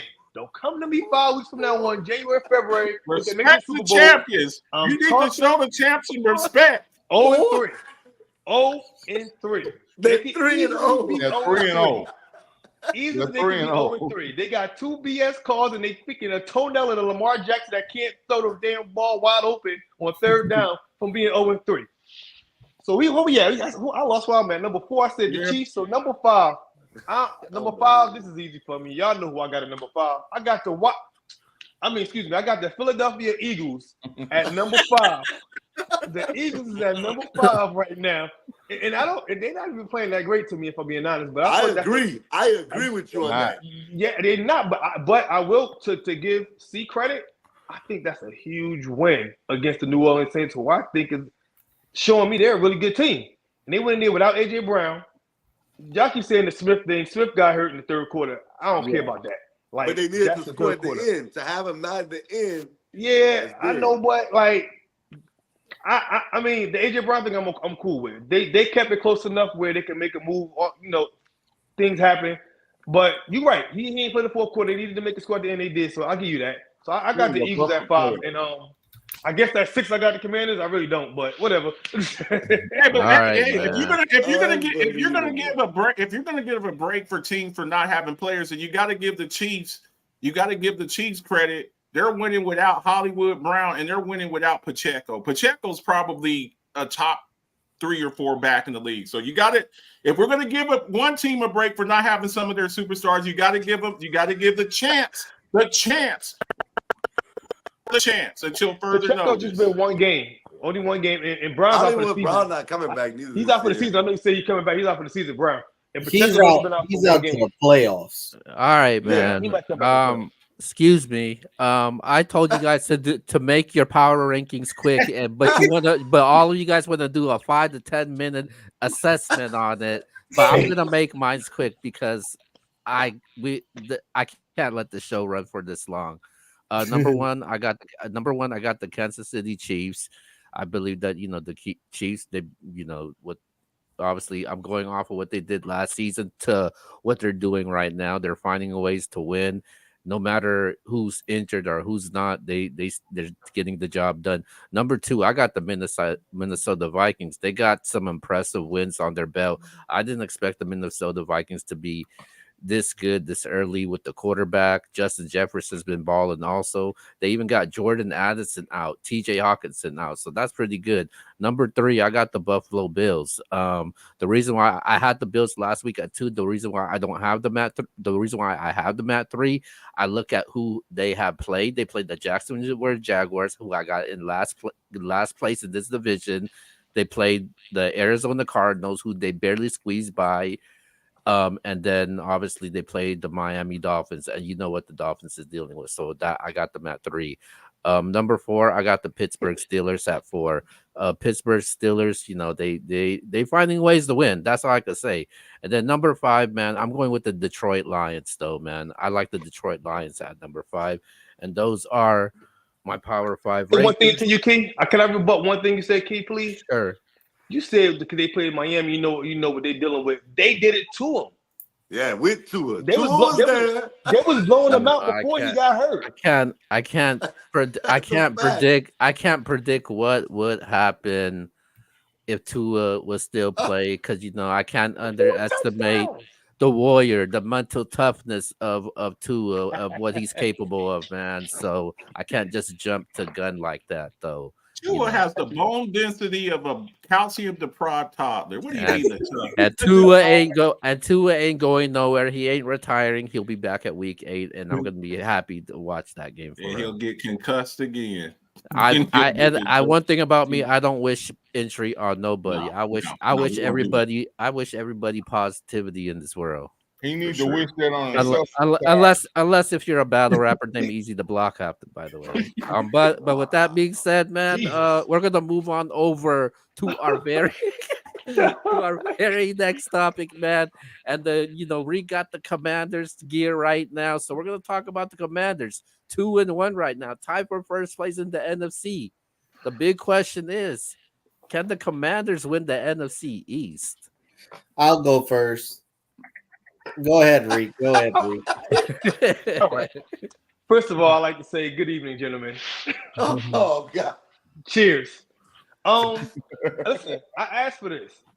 If you watch anything I said, I've asked for this. I said we need to have a good win for ESPN, FS1, all the big shows to talk about us. They did it. I've been home. I work from home today. I watched the show. They talked about us all day. Shout out to them. They're making me nervous now, if I'm being honest. But they asked the same exact question. They're going too far. That's way too far. If I'm being honest with you, I'll be shocked if we're not in third place by the end of the season. Now the question is, look, can they win it? Can they win the NFC East? They can. Will they win it? I will say no. I don't. When you don't have no defense, you can't put it in a rookie's hands to carry you every game for 17 games. I just don't see how we could win the NFC East. We don't have the talent on defense. I would say we don't have the weapons, but the scheme that we run, similar to kind of when we had Kyle Shanahan calling plays in 2012, the scheme works. We didn't have a lot of weapons then either. We had Garcon. I'm not sure if Deshaun was there. I can't remember in 2012. I know we had Garcon. I think it was just Garcon at that time. I might be wrong, though. We didn't have a lot of weapons, so I feel like it's the scheme that's making it work, the offense, but we don't have enough weapons on offense, honestly. We got a decent run game, and the defense is just not there. So my answer will be we can, but we won't. And but listen, this is one thing I would love to be wrong about. Okay, I'll go next. I'll make it quick. No, they can't. I think they're a year or two away. They can finish second, though. I said going into this year, my only playoff team out of that division is the Eagles. I actually had the Cowboys missing it. I didn't like that Jerry did absolutely nothing. I didn't like the Cowboys defense. I didn't like the Cowboys running game. I totally agree with you, Alphabets, with everything you said earlier. That's how I felt in the preseason. I said the Cowboys aren't making the playoffs. They are not that good. They're going to put up points, but they're going to give up way too many points. The Eagles are going to win that division, and the Giants, I don't even need to say anything. Y'all know. Washington can finish second with about 8 wins. They look much better than I expected, but I don't trust their defense. I don't know if I trust their weapons outside of McLaurin.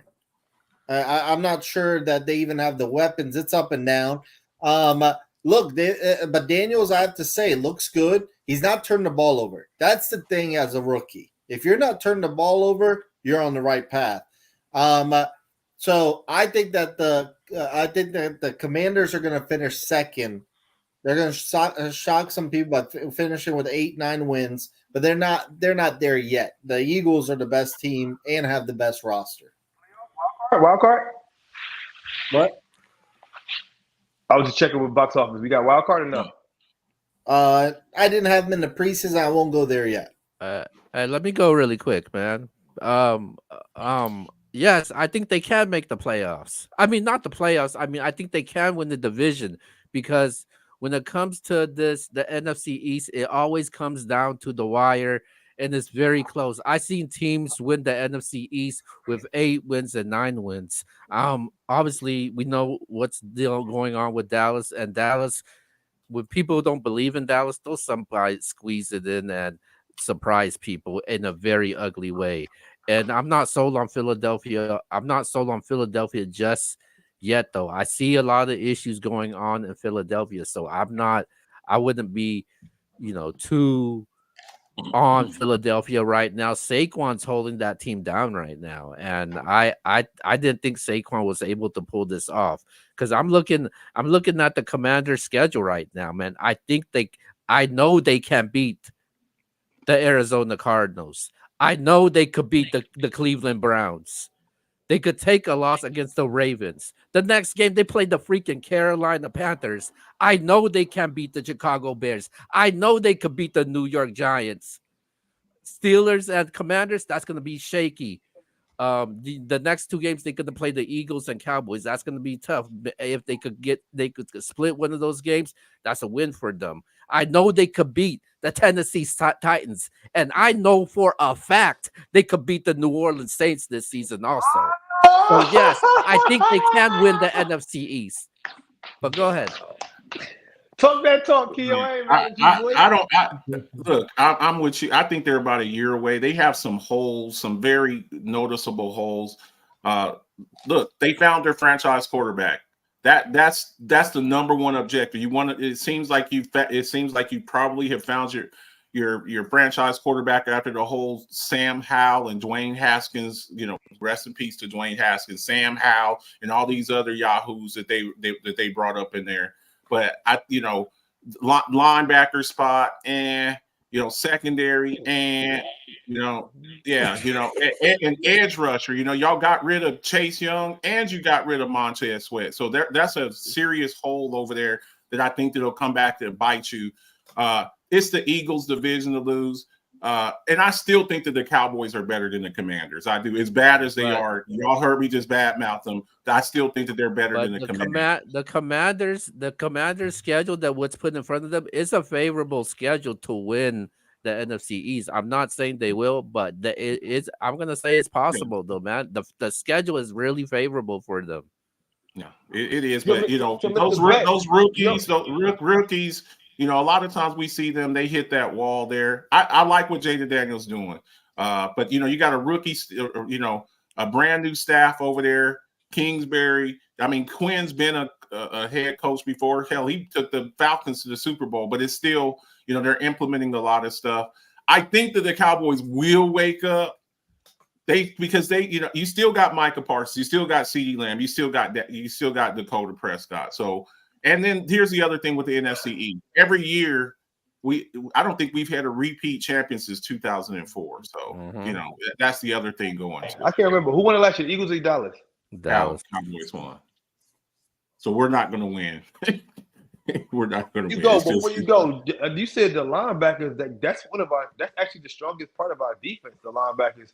We got Frankie Louisville, Bobby Wagner, and we got our first round draft pick from 3 years ago, Jamin Davis, coming off the bench, and he's kind of going back and forth from the D line to the linebacker. I love Frankie Louisville is a dog, man, and Bobby Wagner.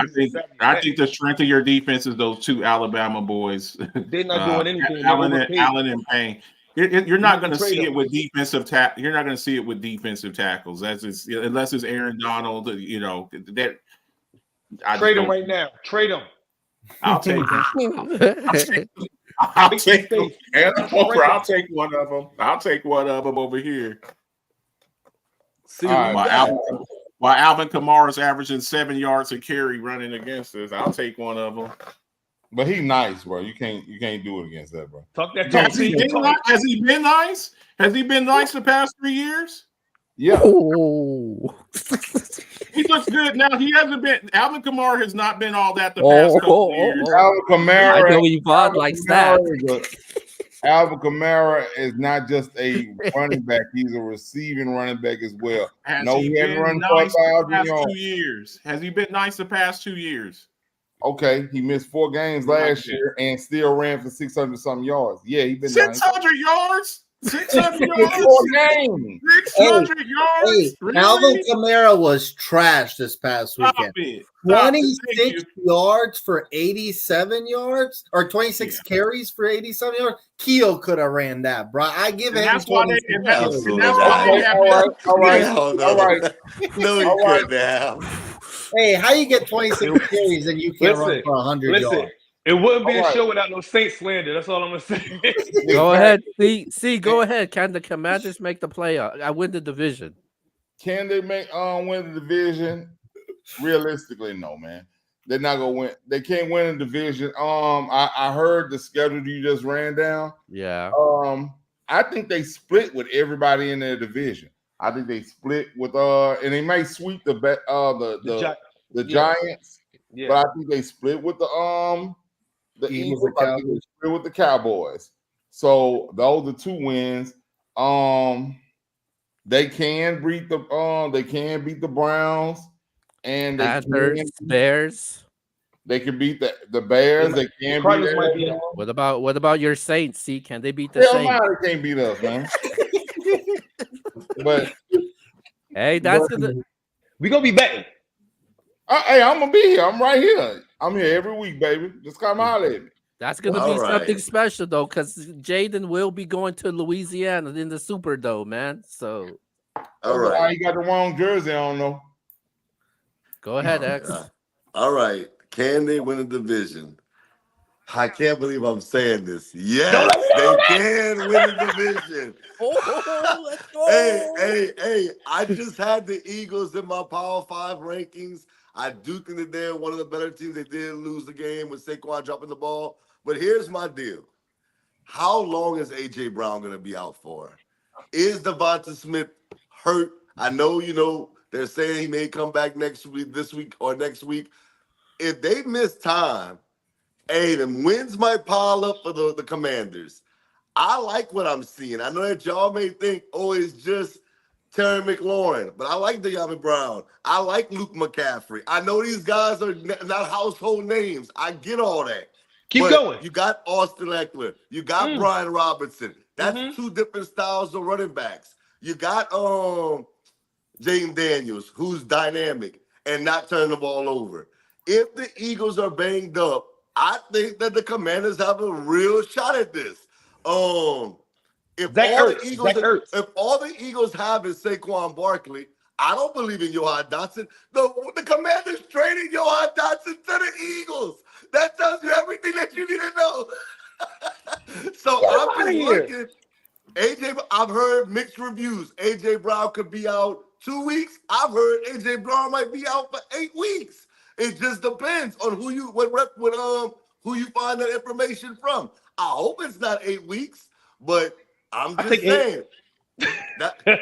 So it's a hamstring. Those are always tricky. Right. So if he misses time, that to me changes everything for the Eagles because A.J. Brown is that dynamic of a wide receiver. If Devonta Smith misses time, you're talking about him going from a number 2 receiver to a number 1 receiver. And I like Smith, but I don't think he's the number 1. So it changes things. I think the Commanders actually have a shot, and they're playing with so much confidence. Like Reek said, man, these boys are going up and down the field. Nobody's stopping them. You got to stop them. To me, they can do it. I'm not saying they will, but they definitely can do it. Everybody always starts off with the. All right, It man. always starts off with high hopes. We'll have this conversation in about 6 or 7 weeks, and I save this film. Save this. Oh, because no, we're going to come back. We're going to revisit this in a few weeks. This happened. See, what had happened was we'll revisit but this. The question is can, not will. Don't. Can. Okay, can you win the lottery? Can an asteroid hit the planet? Yes, it can. Is it probable? Probably not. You should have said will. Okay, so I'll do this for you. Since nobody did, I'll do this. I give him a 40% chance to win the division. I'll give him 15. Okay. I know you ready to go. You mind if I jump in real quick for 10 seconds? You can count it. Go. Like the way Alphabet's talking. We winning the damn division now. Let's go! 100% chance. Put something on it. Put something on it. Save the clip. Save the clip. I said it. I'll bet, and we gonna have a better record than y'all Cowboys. Put something on it. Put something on it. That's what I say. Put something on it. Everybody, confident. Y'all gonna win the Super Bowl in week 3. We'll revisit this in 7 weeks. We'll revisit this in 7 weeks. When you sitting over there and you harder to find than Osama bin Laden or Carmen Sandiego. We'll see then. We'll see then. 7 weeks. Alphabets. Reek is talking like how C was 2 weeks ago after they beat Carolina. He pushed my buttons. He still talking like that. What you talking about? He pushed my buttons. One thing I know about Reek and Marcus, man, these guys don't duck no smoke at all. But with that being said, man, we're moving on over to the next topic, and we're going to be talking about the team.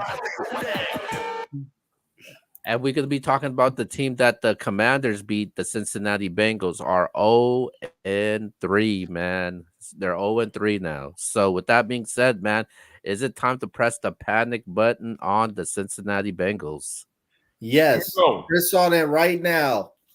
Yes, press on it right now. Sorry to cut you off. See, I'm going to make it quick. I don't know what Zach Taylor and Burrow do leading up to a season. They are 1-9 under Burrow in weeks 1 and 2 in his career. And now they started this year 0-3. So that tells me they need to change something in the offseason. I think maybe the Bengals should consider playing more in the preseason because they clearly don't get it going until it's week 3 or 4. And that can't happen every single year. You can't make the playoffs consistently starting off 0-2, 0-3.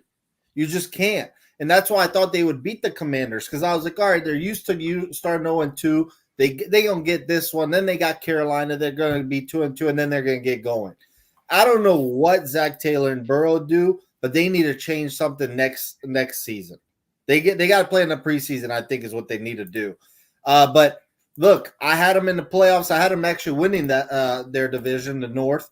But look, you're 0-3. Carolina, they're actually on fire after last week. So that's not even I know, but that's not even an easy game. Andy Dalton's playing his old team. He's going to be motivated. That's not an easy shoe-in victory for the Bengals.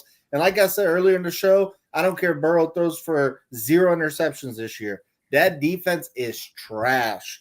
They got to fix that defense ASAP. If that doesn't get fixed, if a rookie was carving you up, hey, what's going to happen when you play Lamar Jackson 2 weeks, when you play Jalen Hurts, when you play Lamar Jackson again, Herbert, Dak, and so on. So they got to start doing something differently in the off seasons because they get going too late. Yeah, it's a red alert over there, and I agree with you. But here's what I think is the problem. The problem is it's a front office. This is a front office issue. First off, I never thought that they should have drafted Jamar Chase at 5. I thought that they should have drafted Penei Sewell. That's what I thought that they should. And Jamar Chase is an incredible talent. You protect your quarterback. You see what the Chargers did? They had a chance to get Malik Neighbors. Who did they draft? Joe Alt. You have to protect that quarterback. The man tore his ACL his rookie season, and you come out and get him a wide receiver. You got to protect the franchise. Also, you got to get these contracts done. That's why they're starting slow. T. Higgins didn't practice the entire preseason. Jamar Chase didn't practice the entire preseason, and then Joe Burrow's been hurt two preseasons. Because his rookie season he tore his ACL, and then last year he jacked up his wrist. So it's like you gotta handle the business end so you can get these guys in there and get them prepared. Because T. Higgins looked kind of sluggish last night because he was pissed off because they franchise tagged him. You're losing players because you're not playing. You already lost T. Higgins. Not T. Higgins, Tyler Boyd. You lost Joe Mixon. You're going to lose T. Higgins this offseason. And if you don't pay Jamar Chase next season, he's probably going to hold out again. So it's the stupid Bengals being the Bungles like they've been for the past 40 years. So yes, red alert. Yes, I am pressing the panic button on them, and the Bengals, they need to shut the hell up. They talk too much, man. What's that dude? Britt. He was talking trash about Jayden Daniels, and Jayden Daniels made them pay. Jamar Chase, he's stays talking, man. He needs to shut up. Also, I like Jamar Chase, but this guy, this team, they just talk way too much, and they just need to show what they can do on that field, man. And the Bengals, they've always been like this, but 0-3. That's rough, man. That's not good at all. It's very rare for teams to make it to the playoffs starting 0-3 right now, man. I'm not sure if this might be one of the few teams that don't have a win this season, and they're playing against the Carolina Panthers coming up, man. And if there's not pressure on them, the pressure is on now, because if they lose to the Carolina Panthers, this might be very embarrassing. It might just be more embarrassing than the Raiders losing, because a lot of people had high expectations for this team. A lot of people had Joe Burrow winning the MVP. A lot of people had them going to the NFC Championship game, to the Super Bowl, even actually winning the Super Bowl. It don't look good at all. So I would press the panic button on the Cincinnati Bengals right now. All right, hold up. Is this it?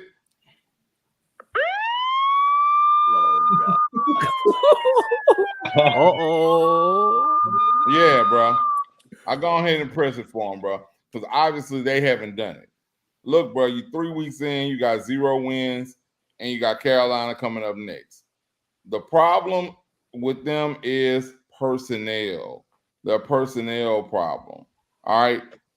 In the previous years, they've had some of the best skill players in the league. You know, they have T. Higgins, Jamar Chase, they've had Mixon, and they've had Tyler Boyd. He was a third option. You know what I'm saying? And of course, you got Joe Burrow at quarterback, and you could overcome things like this and be able to turn it around. Well, in the offseason, they managed to have both of those their star wide receivers not playing in the preseason, not showing up, and they lost Mixon. And I told y'all before, that was a very big loss. You can downplay it if you want to. He's a very solid running back, and he's showing it over there in Houston right now. He's showing that he was he was the key to open up a lot of their passing game that they had. And now they don't have him. That Mouse, what's his name? Mouse, and I forgot who else they had. Chase Brown. Chase Brown. They're trying to replace him with them, and that shit's not working. It's just not. So, I mean, their problem is personnel.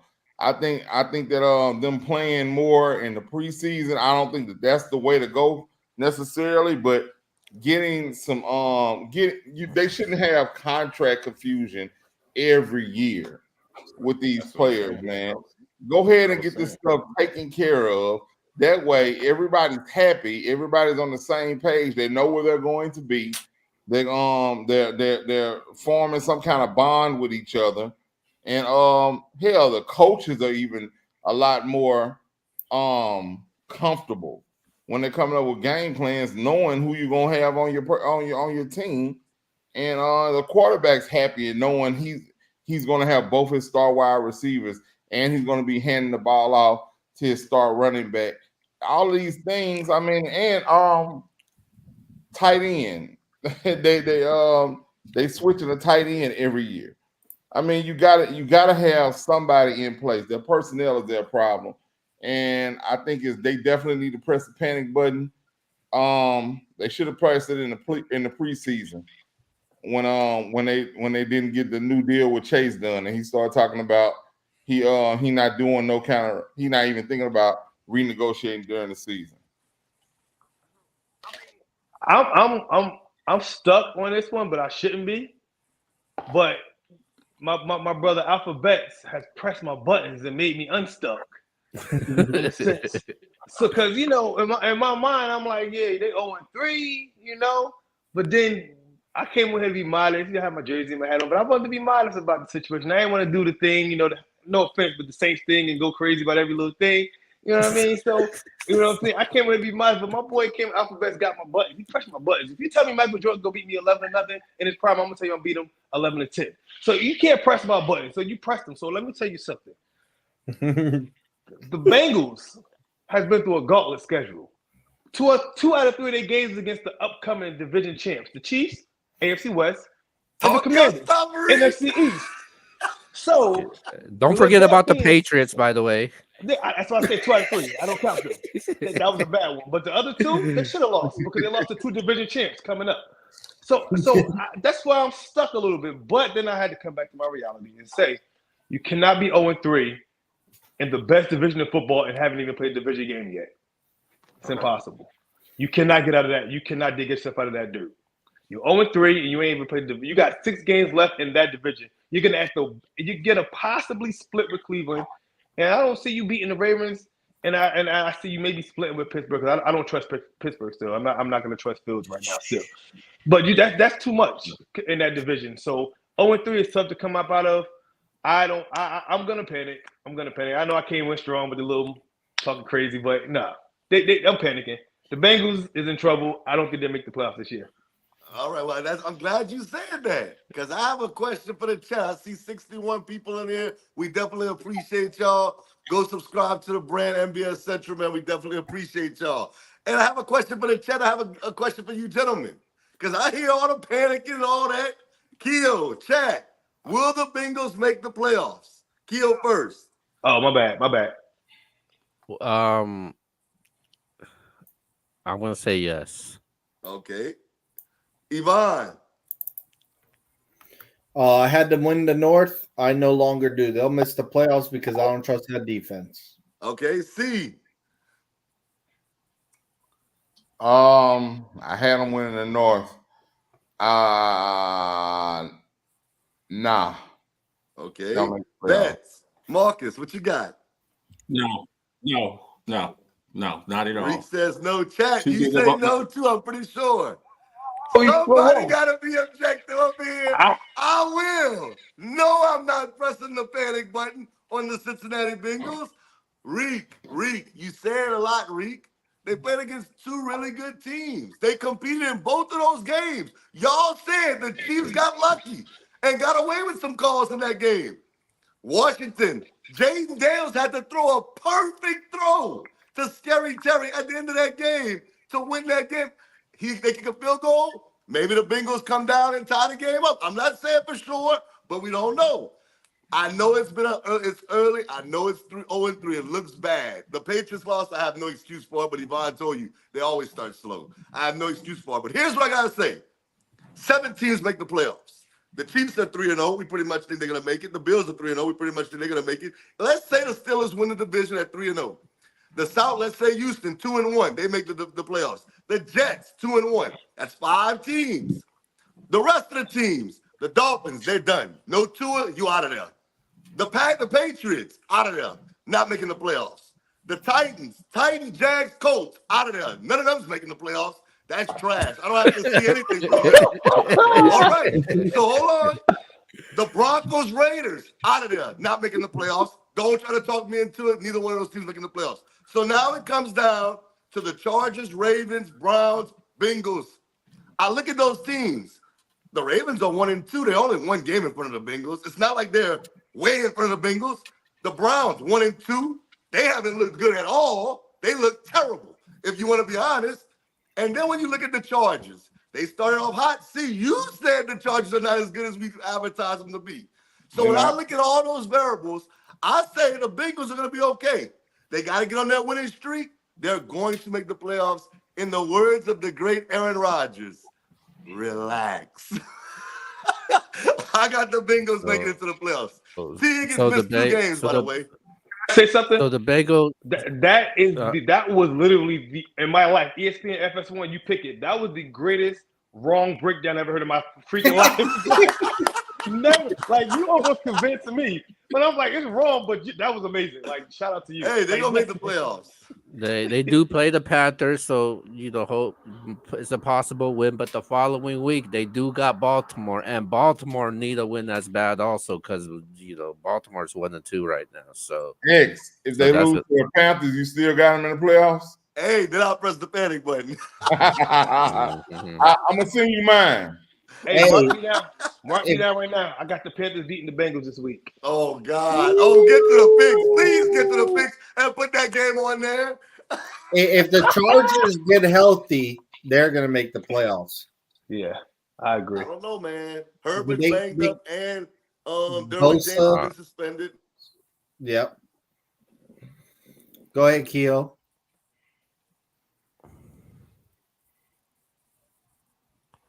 All right, man. So before we get to our picks, we got one more topic to do, man. And we bringing it back, like I told you guys, man. It's the MBS top 5. So every week, man, I'm gonna be handpicking one of you guys to do a top 5, and you guys gonna put your top 5 together on what it is.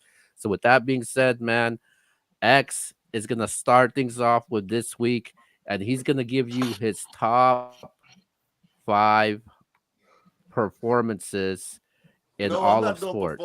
Not just I'm not doing performances. I got you. Just put my camera on, man. Let's go. Top 5 what ifs in sports. What if it didn't happen? What if it did? Then we'll discuss it. Here's my top 5. Honorable mention. I know I thought about it, have it written down. What happens if Bo Jackson never gets hurt? What if Bo Jackson never gets hurt? That's honorable mention. I know C's going to go crazy. I know the chat may go crazy. XU bucket. In 1991, Bo Jackson had the hip injury. It was over with after that. I understand that, but I have 5 that I like a little bit more than those. Okay, coming at number 5. My good man, Yvonne. This one's for you. What if the Pistons drafted Carmelo Anthony over Darko Milicic? How would that have changed? How would that have changed basketball forever? I mean, the Pistons were coming off of a championship. If they draft Melo, man, sky's the limit. I really believe that. But we never know because it's a big what if in sports. What if they would have drafted Carmelo? That's number 5 for me. Number 4. This is kind of crazy. I know it's kind of crazy. But on September 23rd, 2001, the Jets hurt Drew Bledsoe. You know who came in? Tom Brady. What happens? What if Drew Bledsoe never gets hurt? Drew Bledsoe went to a Super Bowl with the Patriots. Now, granted, that was in the 90s. I get it. But what if Drew Bledsoe never gets hurt? Drew Bledsoe was a pretty good quarterback. He went to Buffalo a couple of years later. He won some games there. But what if he never gets hurt? Does Tom Brady become Tom Brady? And to me, that's a big one for me. So I got what if Drew Bledsoe never gets hurt at number 4. All right, number 3, probably the biggest what if in a lot of people's mind, especially in the state of Florida. What if Shaq and Penny would have made it work? My God, I watched those teams with Nick Anderson, with 3D Dennis Scott. What if Shaq and Penny would have stayed together and Penny didn't get hurt?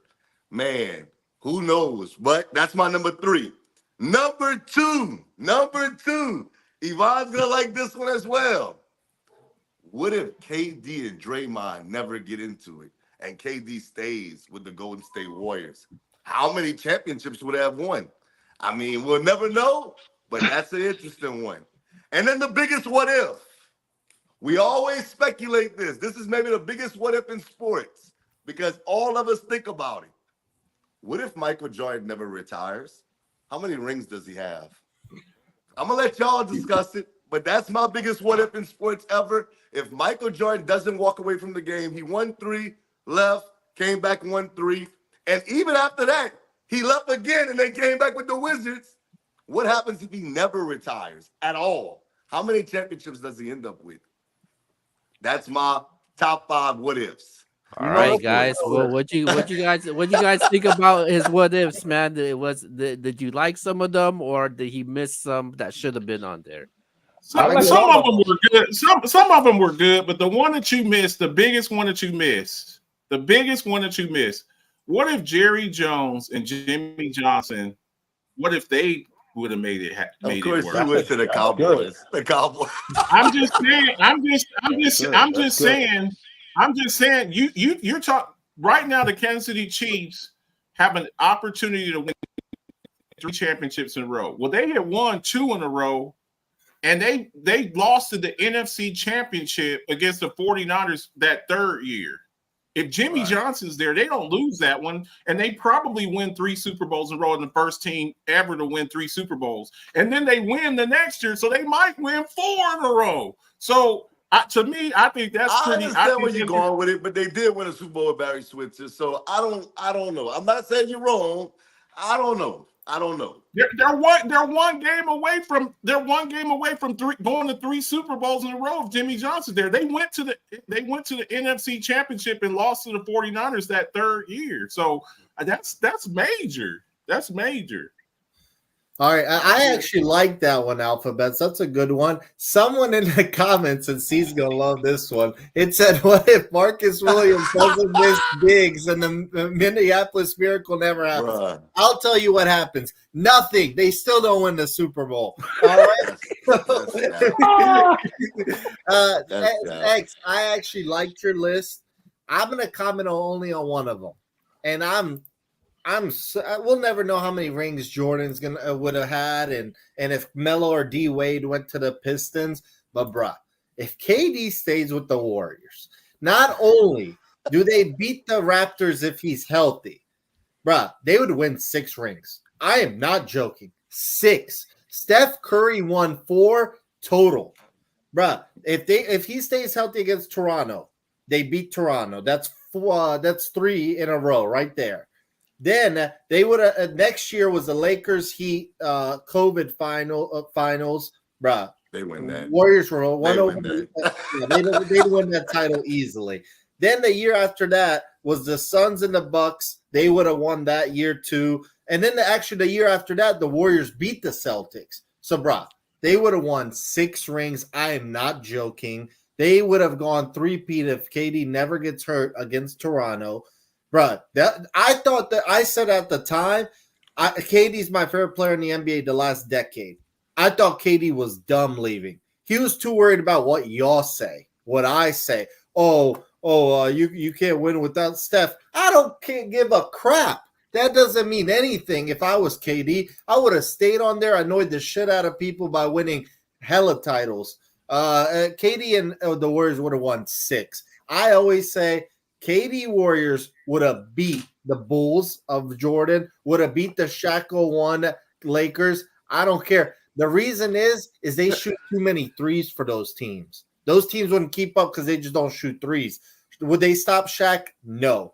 However, the Pacers won 2 against Shaq, and with this team shooting way more threes, or hell, my Pistons beat Shaq and Kobe.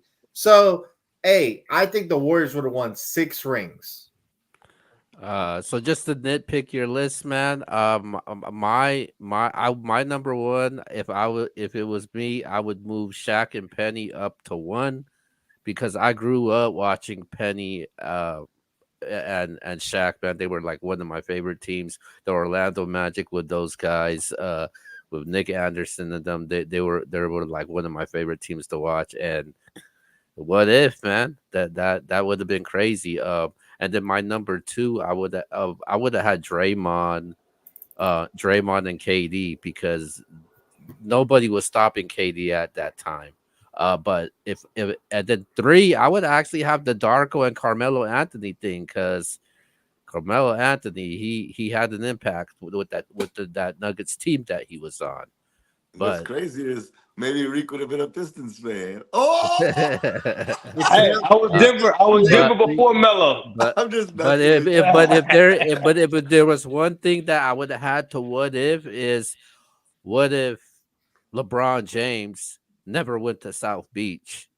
That's the what if I would have had. That's He'd another have less interesting one. rings. Well, I mean, look, let me say this.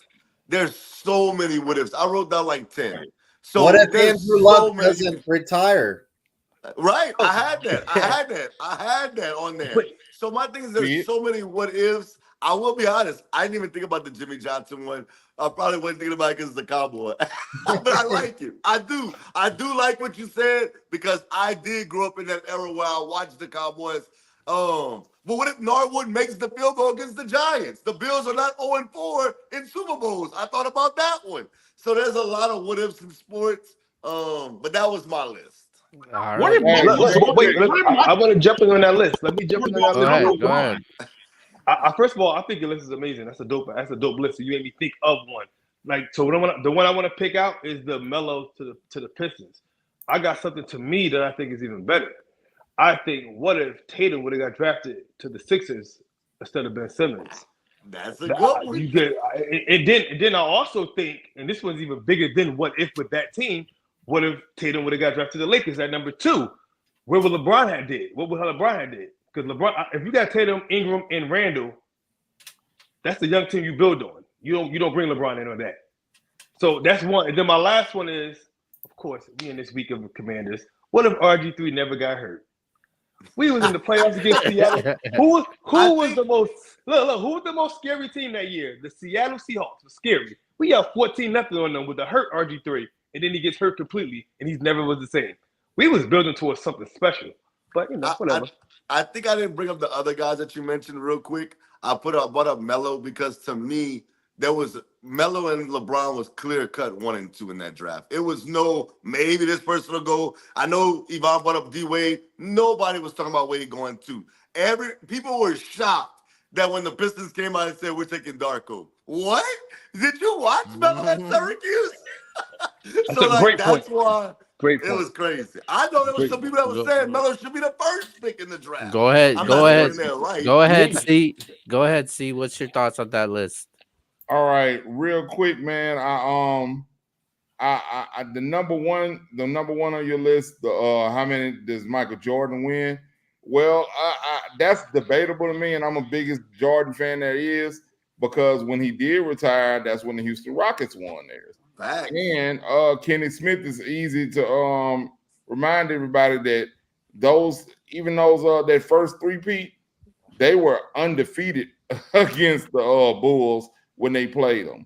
So there's no given that the Bulls would have beat the Rockets had the Rockets made it to the finals. I personally think they would have, but here's the thing. See, that's what I'm saying as far as what if, because if he doesn't win it, then now you have a case that LeBron is the GOAT. And it's a what if, you know what I'm saying? Like you looking at it from a different standpoint. But if he wins, I think the GOAT case is pretty much done. All right, man. Before you finish, oh my bad. Real quick, before you finish off, see, the Rockets wasn't even a factor until other than the last championship of the three-peat when Charles Barkley hit the game winner on the Rockets. They wasn't even in the Western Conference Finals, so the Rockets wasn't nothing. They just came in. They came in strong. That third one. They were strong. They never could get to the finals. They were strong. They just never could get to the finals. All right, and guys. Real quick, I see in the chat the City by the Bay thing. What is Marcus Williams? Williams doesn't miss the digs. Hey, bro, I got a couple of more Saints. What else? What if Roman Harper actually can make a tackle against Vernon Davis in San Francisco in 2012 when we had our best team ever, even better than our Super Bowl champ? And then what if the damn ref can make the call on the no call? That was a good no call. That was not a good no call. All right. I wasn't biased. I didn't think those Saints things. I went all straight with it. All right, man. Let's go. Let's move on over.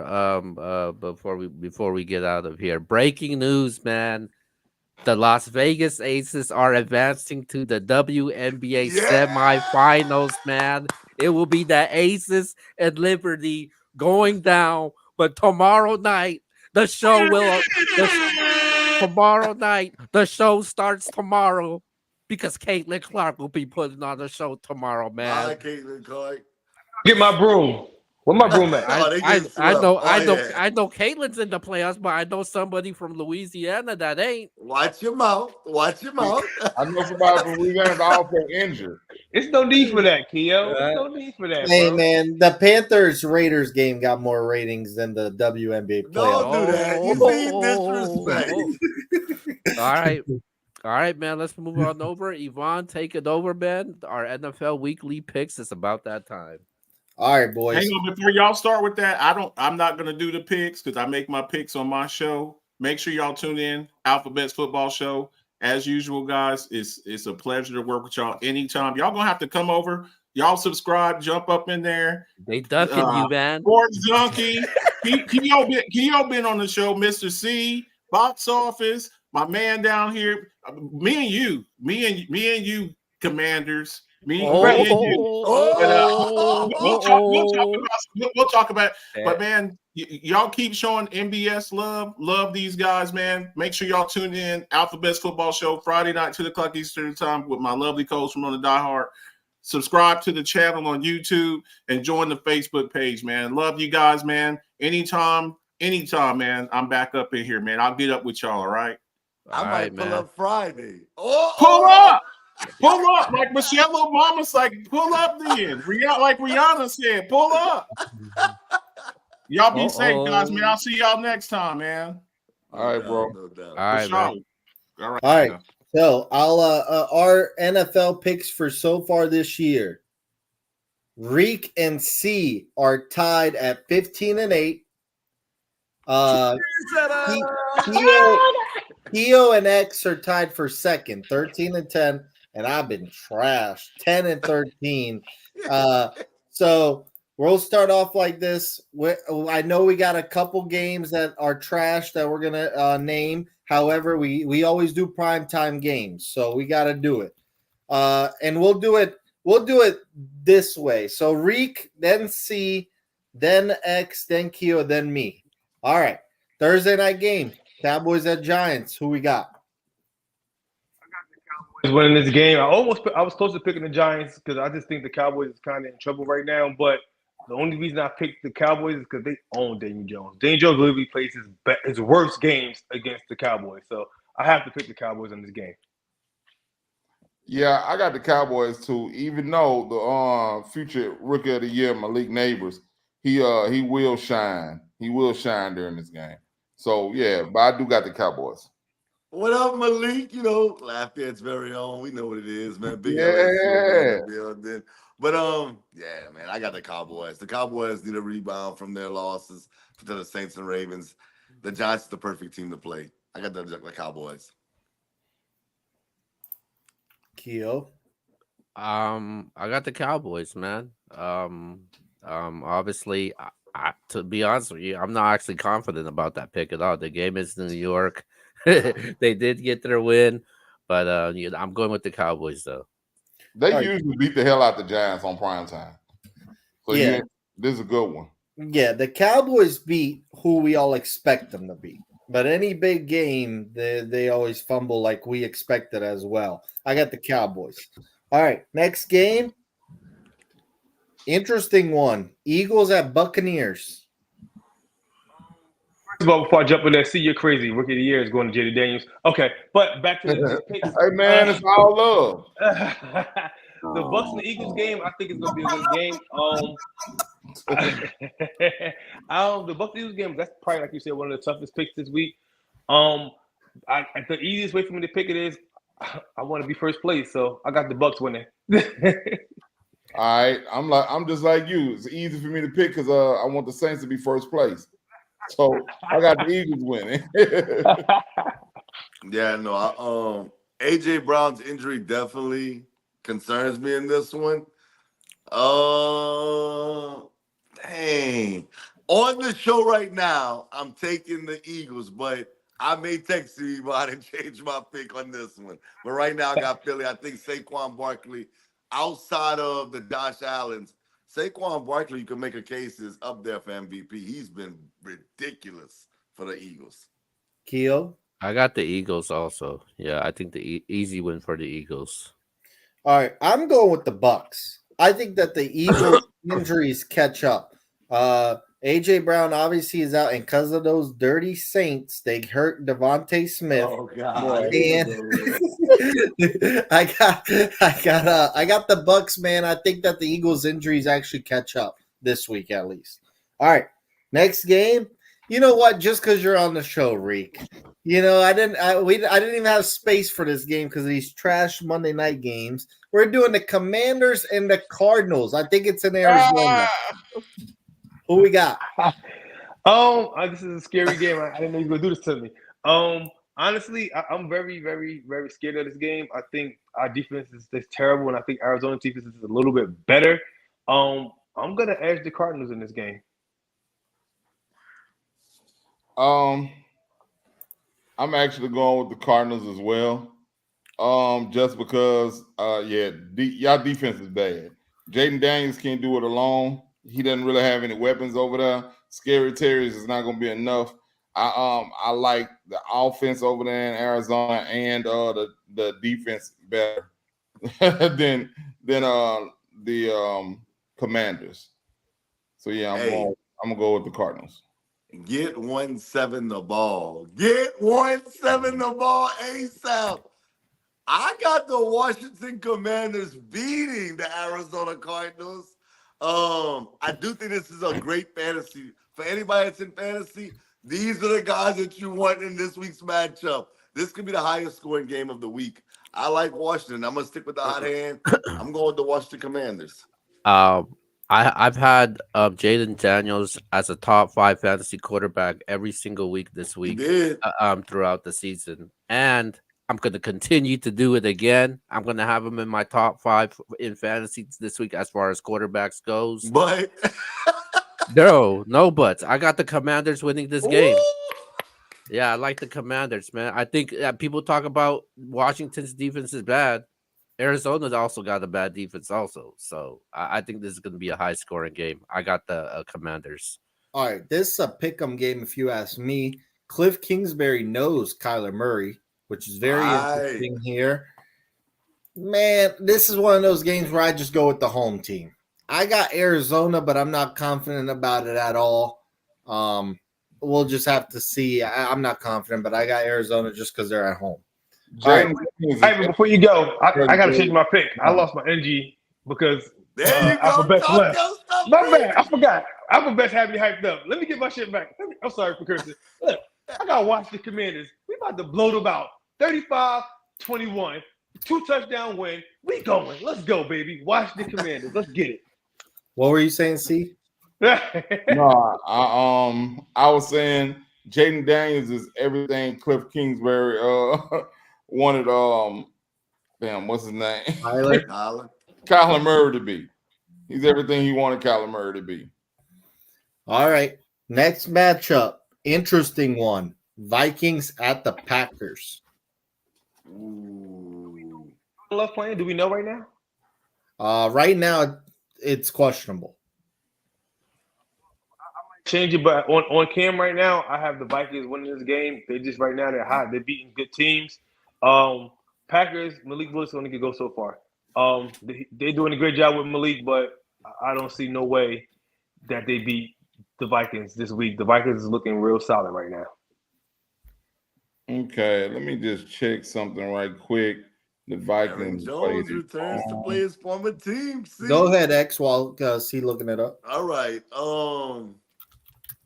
I'm going to pick the Packers right now because I do think Jordan Love's going to play. And I think that the Packers, I said going into the season, I think they'll be one of the best teams in the NFL. The Packers have a lot of talented weapons that people don't talk about. They're the unknown wide receiver crew. But these guys are playmakers. It's starting with Jayden Reed. Oh, hey, I got him on my fantasy team. I think he reemerges as that guy. And I got the Packers, man. But I will say, I am concerned because Brian Flores' defense, man, has been elite. All right. So I was going to actually go with Green Bay just because of them playing at home, and the Vikings have won 3 games in a row. Both of their last 2 being at home, but their first was on the road. It was in New York against the Giants. So I don't really think that them being away played a factor in there. Sam Darnold's looked so good. I am gonna go with I'm gonna go with the Vikings. I'm gonna go with the Vikings with this one, and I don't know why. I can't really give you a good reason why. Aaron Jones, the return of Aaron Jones. It's a pick 'em to me, and I'm just gonna go with I'll go with who's been looking the best team to me. Yeah, that's right. You return of Aaron Jones, but guess what? Gabe Davis made his return against the damn Buffalo Bills, and he didn't do nothing. But that's Gabe Davis, though, man. I'm not surprised at all. But I'm taking the Green Bay Packers in this game, though. Gabe catching straight. Hey, Gabe, you're not helping me, man. You're not helping me on this show. I'm getting killed. I will say this, man. Josh Allen, bro, is just he's just special, bro. It might just be Josh Allen because boy, Gabe looking bad out there. Yeah, I got the Bill. I definitely got the Packers though, man. Malik Will's been playing good since Love's been out. Okay, this is a tough game for me to predict. I'm going to go with the Packers. They're at home. I think Jordan Love's going to play. I think he's going to play. I'll go with the Packers. And X was still the only guy on earth to believe in Gabe Davis. I don't know what he ever thought. Hey, I just said, maybe this is kind of like a Robert Meacham with the Saints. Maybe you just got once you love that stud quarterback, it's different. Oh man, damn! I forgot about Meacham. Yeah, that boy went to San Diego and died. Got paid though. Reek and C got the Vikings, right? Yeah. Okay, cool. Right. All right, next matchup. The games he's been waiting for all year. Saints, Falcons. Who we got? You want to jump, C? You want to start it off? Shit, you already know where we going with this one, huh? I mean, y'all can save me for last. I can go first. I'll go first. I'll go first. I'm the other Saints fan. I'll go first. Go ahead. With the Saints. See, you my dog, but listen, bro. Hey, man. You told me jump off the bandwagon right now. Over there. Hey, not only will Atlanta win this game, I think Atlanta makes a statement. I got the Falcons beating the Saints. Hey, I wasn't high on the Saints going into the season. And they came back down to earth this week. And I feel like the Falcons, though they've lost some close games, they are competing against the top-notch teams. And I do believe that the Falcons will get this win. It's in Atlanta, right? Yeah, I got Atlanta. Yeah, man. I'm going with Atlanta also, man. Atlanta lost a really close game against the Chiefs. That thing was a nail biter, but obviously it's against Kansas City at the end of the day. I think Atlanta's is just warming up right now, man. Kirk Cousins is getting really comfortable now, and Bijan defense really improving. Also, I'm going with the Falcons over the Saints. But who that? See who that? Listen. This might be the worst harassment from Keo and Ivan on Sunday. More harassment than Diddy with all them women. See, be ready on Sunday. They are going to be going crazy because Atlanta is going to beat the Saints on Sunday. And I don't think it's going to be a good game, honestly. Atlanta, like you said, Atlanta's been playing against some top-notch teams, and they just had the unlucky schedule to start the season off. Atlanta's the best team in that division. They have the most talent in that division, and Atlanta's going to win this game on Sunday. If it wasn't for those damn refs, the Falcons beat the Chiefs, and my picks look a little better. Here he goes. I also got the Falcons. Look, I think that the Falcons and Saints will actually split, but the Falcons are at home. I'm taking the Falcons right now. I think the Saints will beat them in New Orleans. All right. So, He didn't go yet. Let's see go. Go see. no, Tell us why the I thought Saints gonna C get that did. done. I thought C did. Save me for last. Hey, C, before you go, this your chance to do a reek. Last week, everybody went against me with the Bengals. Get your lone wolf on. Camera's on you.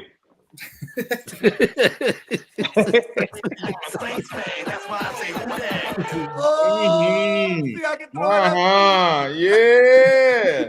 You already know what time it is, man. Happy who that to everybody. Look, man, we will be making a statement against this 1-2 team that y'all claiming is so much better than the Saints. Stop talking crazy, man. Look, y'all picked them at the beginning of the season. I told y'all then we had this fake Saints fan jump on the bandwagon last week. Saints fan.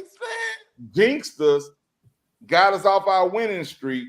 He's back on that side where he's supposed to be at, and we back, baby. You know what I'm saying? Let's go. Who like that? X? They sell that shit to anybody down here. Ah! that ain't even authentic, man. I got that from a gas station, bro. We don't rock that.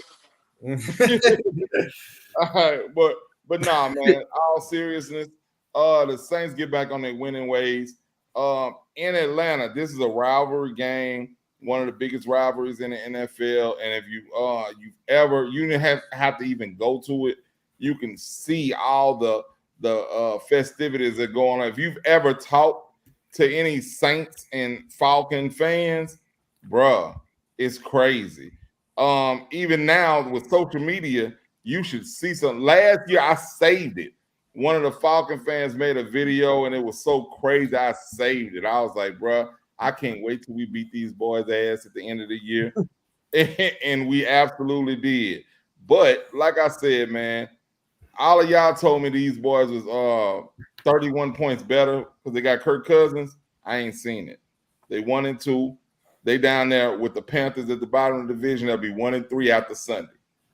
Holla at me. Put your lone wolf hat on. You know what it is. Go Saints. Who that? All right. Anyways, we're off to the Sunday night game. Hey, the Sunday night game is awesome. We got the Buffalo Bills going to Baltimore. Who we got? Ooh. Man, I can't go first. I gotta think. Go I'll ahead. go first, man. I'll go first, ahead, man. go I got the freaking Baltimore Ravens. What you mean, man? Baltimore Ravens need this win. That last one against Dallas was great, but they can't fall to 1-3. They got a lot of catching up to do. I think this is going to be the best defense Josh Allen has faced all year. And if Baltimore could continue to run the way they run with Lamar and a mixture with Derrick Henry, I think this team is going to be tough to beat. And Lamar throwing the ball also, he does play quarterback. I mean, he played the quarterback position for once for quite some time. I can't even remember, but yeah, but yeah. Maybe it was last year when he won the MVP of the league. I'm not trying to circulate on what's happening in the past of what's happening now. You just said you can't remember when the last time. I just wanted to remind you. So Lamar will throw the ball. He got receiving options with Rashad Bateman had a solid game. They still got Zay Flowers, Andrews, likely also. So I like the Ravens in this matchup, and I think defense will win this game. And I just don't think the Bills have had the defense that they used to have in the past. They got some offense, but I just think the defense will be able to contain Josh Allen, and I got the Bills. I mean, the Ravens. Well, I'll go next then. Let me go ahead and go, man. Look, go ahead. If y'all want to go ahead. I got the Ravens, bro. I got the Ravens. The Ravens are a great regular season team. They started off 0-2. They got their first victory last week against the Cowboys, and I think that gets them rolling, man. Sometimes you got to beat up on somebody to get your season going. and no better people to beat up on than Cowboys. So they they went ahead and got their mojo back, and they started. I think they're going to take that right into there. They playing in Buffalo or Baltimore. Baltimore. Oh yeah, they playing in Baltimore. Lamar Jackson going to get his shine on. Hopefully, Derrick Henry gets 2-3 touchdowns. I think there's on. I have the Baltimore Ravens. This is a mega matchup. We got the third and fourth best quarterbacks in the league. Now that Jayden Daniels is number 2. So we got so with this matchup, we got look at box office. But this is a great matchup. But pretty much y'all both just touched on it. I think the defense is gonna be the difference. I think the Ravens defense is better than the Bills defense. Josh Allen and Lamar Jackson is both mega talents, both outstanding quarterbacks. They both were pretty much Superman when they play. Like, they do everything, both of them. But I think one, Ravens being at home, and two, Ravens having a better defense. I think, and Ravens needing it more than the Bills. I think this is a game that the Ravens have to win, so they will win it. All right, well, the Saints beat the Cowboys. Looked impressive. When they played this week, they lost. Same thing's going to happen to the Baltimore Ravens. Yeah, you beat the Cowboys. That's cool. That's cute. Last year, Lamar Jackson did win the MVP. But right now, the MVP so far is Josh Allen. I know we only 3 games in, but I think Buffalo will win this game. Remember, Marvin Harrison's been looking good every week. They played Marvin Harrison. Marvin Harrison didn't do nothing against Buffalo. So I know y'all keep saying I know it was his first game. I get all that. Didn't do nothing against Buffalo. Before Tua got hurt, Buffalo was dominating that game. I think Buffalo goes into Baltimore. I just told y'all, Cincinnati I'm not pressing the panic button because I do think Cincinnati will get back into the thick of things. And because Baltimore is going to lose this week. I got the Buffalo Bills winning in Baltimore. Let me ask y'all this. Did you see the clip of Lamar Jackson getting on the Humphreys about going live? I actually am a Lamar Jackson critic, as y'all know. I love that. No. When I saw that from Lamar, I love that. Yeah, me too. That's why I said when I saw that, I said that boy is locked in. Yeah. He ain't got time to play with y'all little live, bro. We trying to win games, we're trying to focus. We don't have nothing to be on here celebrating about. We won 1 game, we done lost 2. He got those boys. I think he's been the leader on the team, but now he's acting like it completely in all phases of the game, not just on the field, off the field too. I love it. That was some Kobe Michael stuff. See, LeBron would have been recording, popping champagne after regular titles. That's the way to hate. There he goes hating again. Marlon Humphrey is like LeBron in that situation. Lamar right there was some Kobe. See, now y'all understand it. Now you understand. Anyway, Ivan. Listen, Ivan, let me tell you something. You hate him, but you ain't lying. LeBron would have been dancing on that live. He really would have. But look, I got this theory, and I know my picks don't reflect it so far. But when 2 teams are about the same level, and one is more desperate than the other, I go with the more desperate team. And right now, that's Baltimore. Baltimore's going to win this game. I think that the Buffalo Bills that look great, but a loss to them right now isn't as crucial as it is for Baltimore. Baltimore's in some trouble if they lose this game. They're going to win this game. But Buffalo's had some success against Lamar, but not this week. I got the Ravens by a touchdown.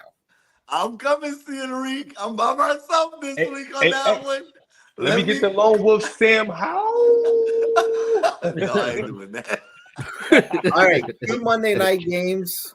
One, I know. Where's Sam Howell work at now? Walmart? What's that? Seahawks. Yo, what happened? Seattle. Back up for Gino. That boy work at Foot Locker. Chill out, bro. All right. So Monday night game. I know this game excites Reek like no one else. Tennessee at Miami. Who we got? Wow. Oh my God! Why in the hell are we picking this game? It's a primetime game. We got to do every primetime game. Worst game of the year.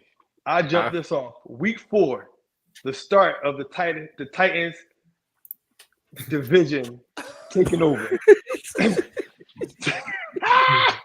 Titans win this game, and I'm gonna give you a score too. Titans win 31-17. Let's go, Titans. And they from here on, they just flying from that. This point on, they're flying. I'm taking Miami in this game. I got Miami in this game. I just hope there's some WNBA playoffs during Monday, man. Hey, by the way, Tyler Huntley is starting for Miami. Okay. I changed my pick. 41-16. 41-16 Titans. Nah. All right, I'll take it from him, man. I got Miami. Especially with that Tyler Huntley addition. I didn't know that they won't be starting. I heard they was holding an open trial for quarterback out there in Miami. But I got the Dolphins and expect a big game from the running backs. Dang, I'm so torn on this one, bro. I know it sounds crazy because I had Tennessee before you said Huntley, and now I'm kind of like wavering right now. But Huntley's just come, man. I'm gonna take Tennessee. I'm gonna take the Titans. I think the Titans, they gotta win one, bro. They've been terrible this year. They got talent.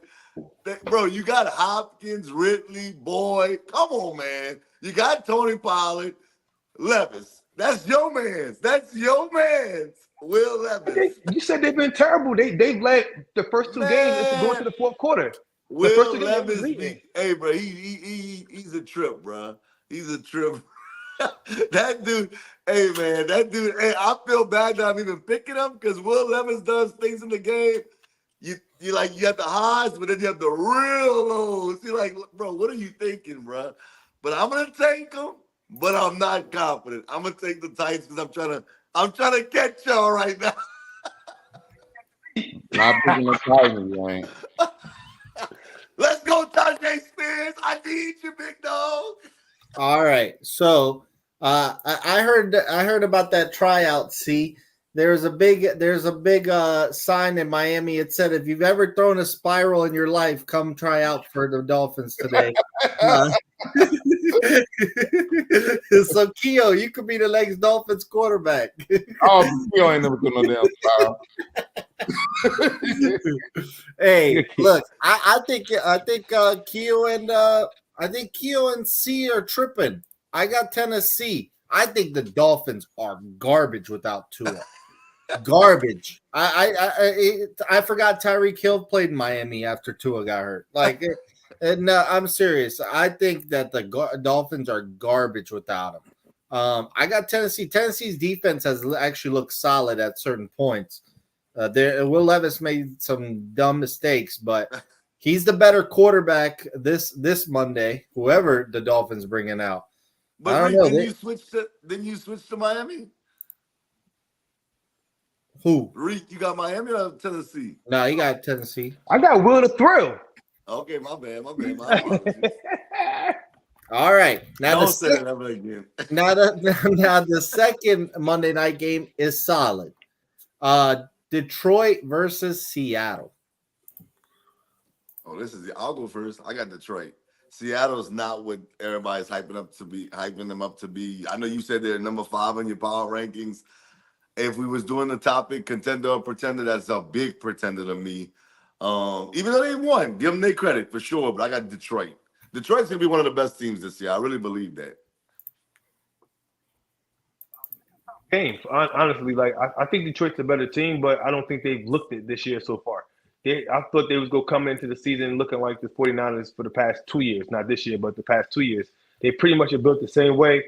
Running backs, great offensive line, some stud receivers that can do some certain things, and a quarterback that's like, they're good for the system. 49ers and Lions, both of them. But the Lions haven't impressed me at all this year, honestly. But I will take the Lions. I just think their running game is going to be too much. I think they control the ball overall, and Geno makes enough mistakes where the Lions can pull the game out.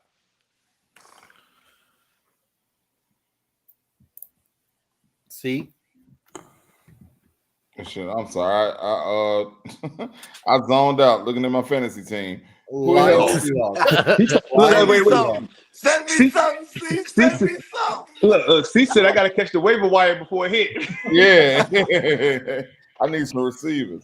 All right, now if we Lions Seahawks, man, the Lions a better team, man. Like I said, I could think of better teams than the Seahawks, but even though they're undefeated, I'm gonna go with the Lions. The Lions got to catch a rhythm and go ahead and turn it up eventually.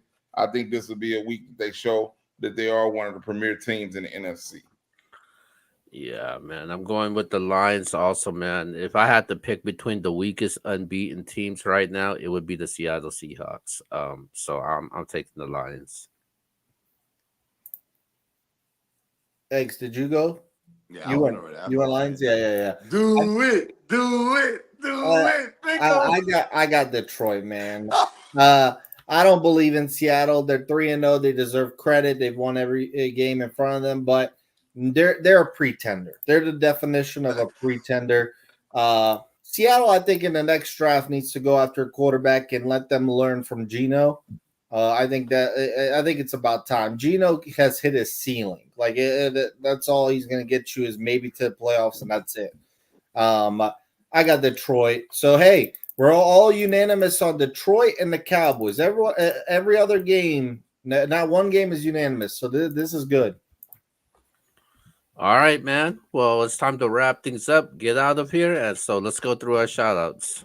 Well, shout out to y'all boys, man. Look, I'm on the page right now. Y'all go subscribe to the brand, man. MBS Central right there for you on YouTube.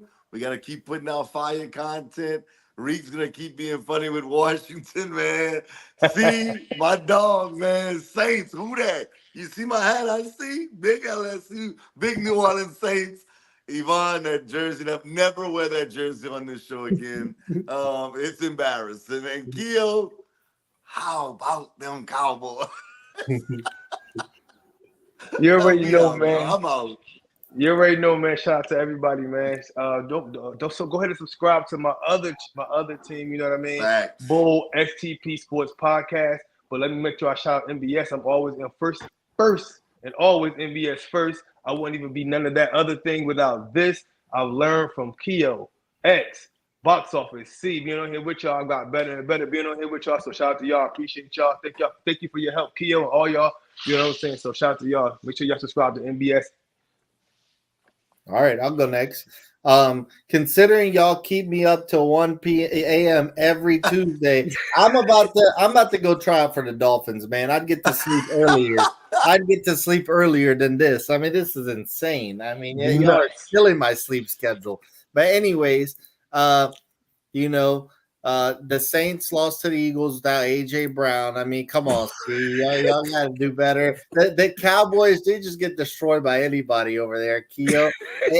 And I live in the DMV. Reek, your team been getting destroyed my whole life in this area, but they finally woke up.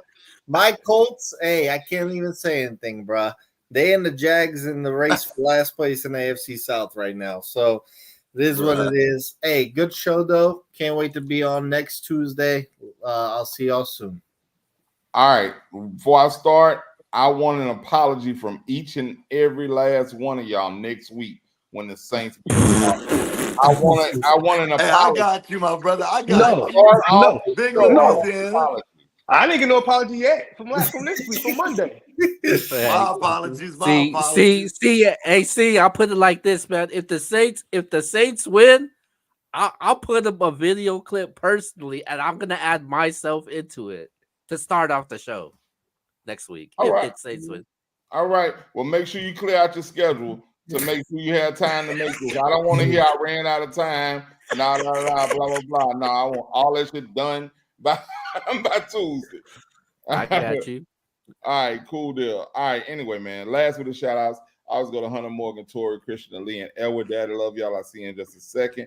And to my beautiful wife, Latricia, I love you too, baby. I'll see you in just a second. And to Pap babies, Marcel, Carter, Bryant, and Azaria, Grace, Bryant. Pap, love y'all. I'll see you in just a second. Even if it's just on my screensaver, because I know y'all sleep. It's 12 o'clock here, and my grandkids are 2 years old and under. So I know they sleep. All right. Anyway, and the whole NBS crew, man, appreciate y'all boys.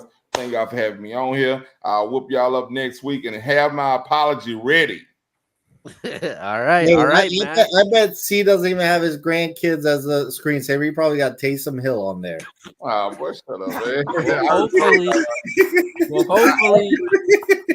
actually just- Taysom Hill plays this weekend. Hey, and speaking of Taysom Hill, yeah, you keep on talking about Antonio Brown. I mean, not Antonio Brown. DJ. Yeah. Taysom Hill was out for us, too. All right, man. So shout out to Reek. Make sure you go subscribe to his channel, man. They got content dropping every single week. Shout out to C, shout out to Yvonne, shout out to X. Make sure you go subscribe to that new TikTok channel that we got out, man. And then we got a lot of content dropping. So we're probably gonna go live every single week moving forward.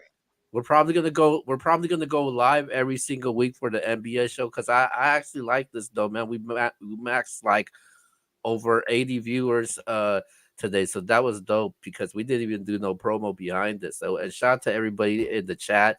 There's a lot to name, but shout out to all you guys for people from the sports world and the battle rap culture world. With that being said, this is episode 59, the NBA show. We'll see you guys next time. We out. Hold up or shut up.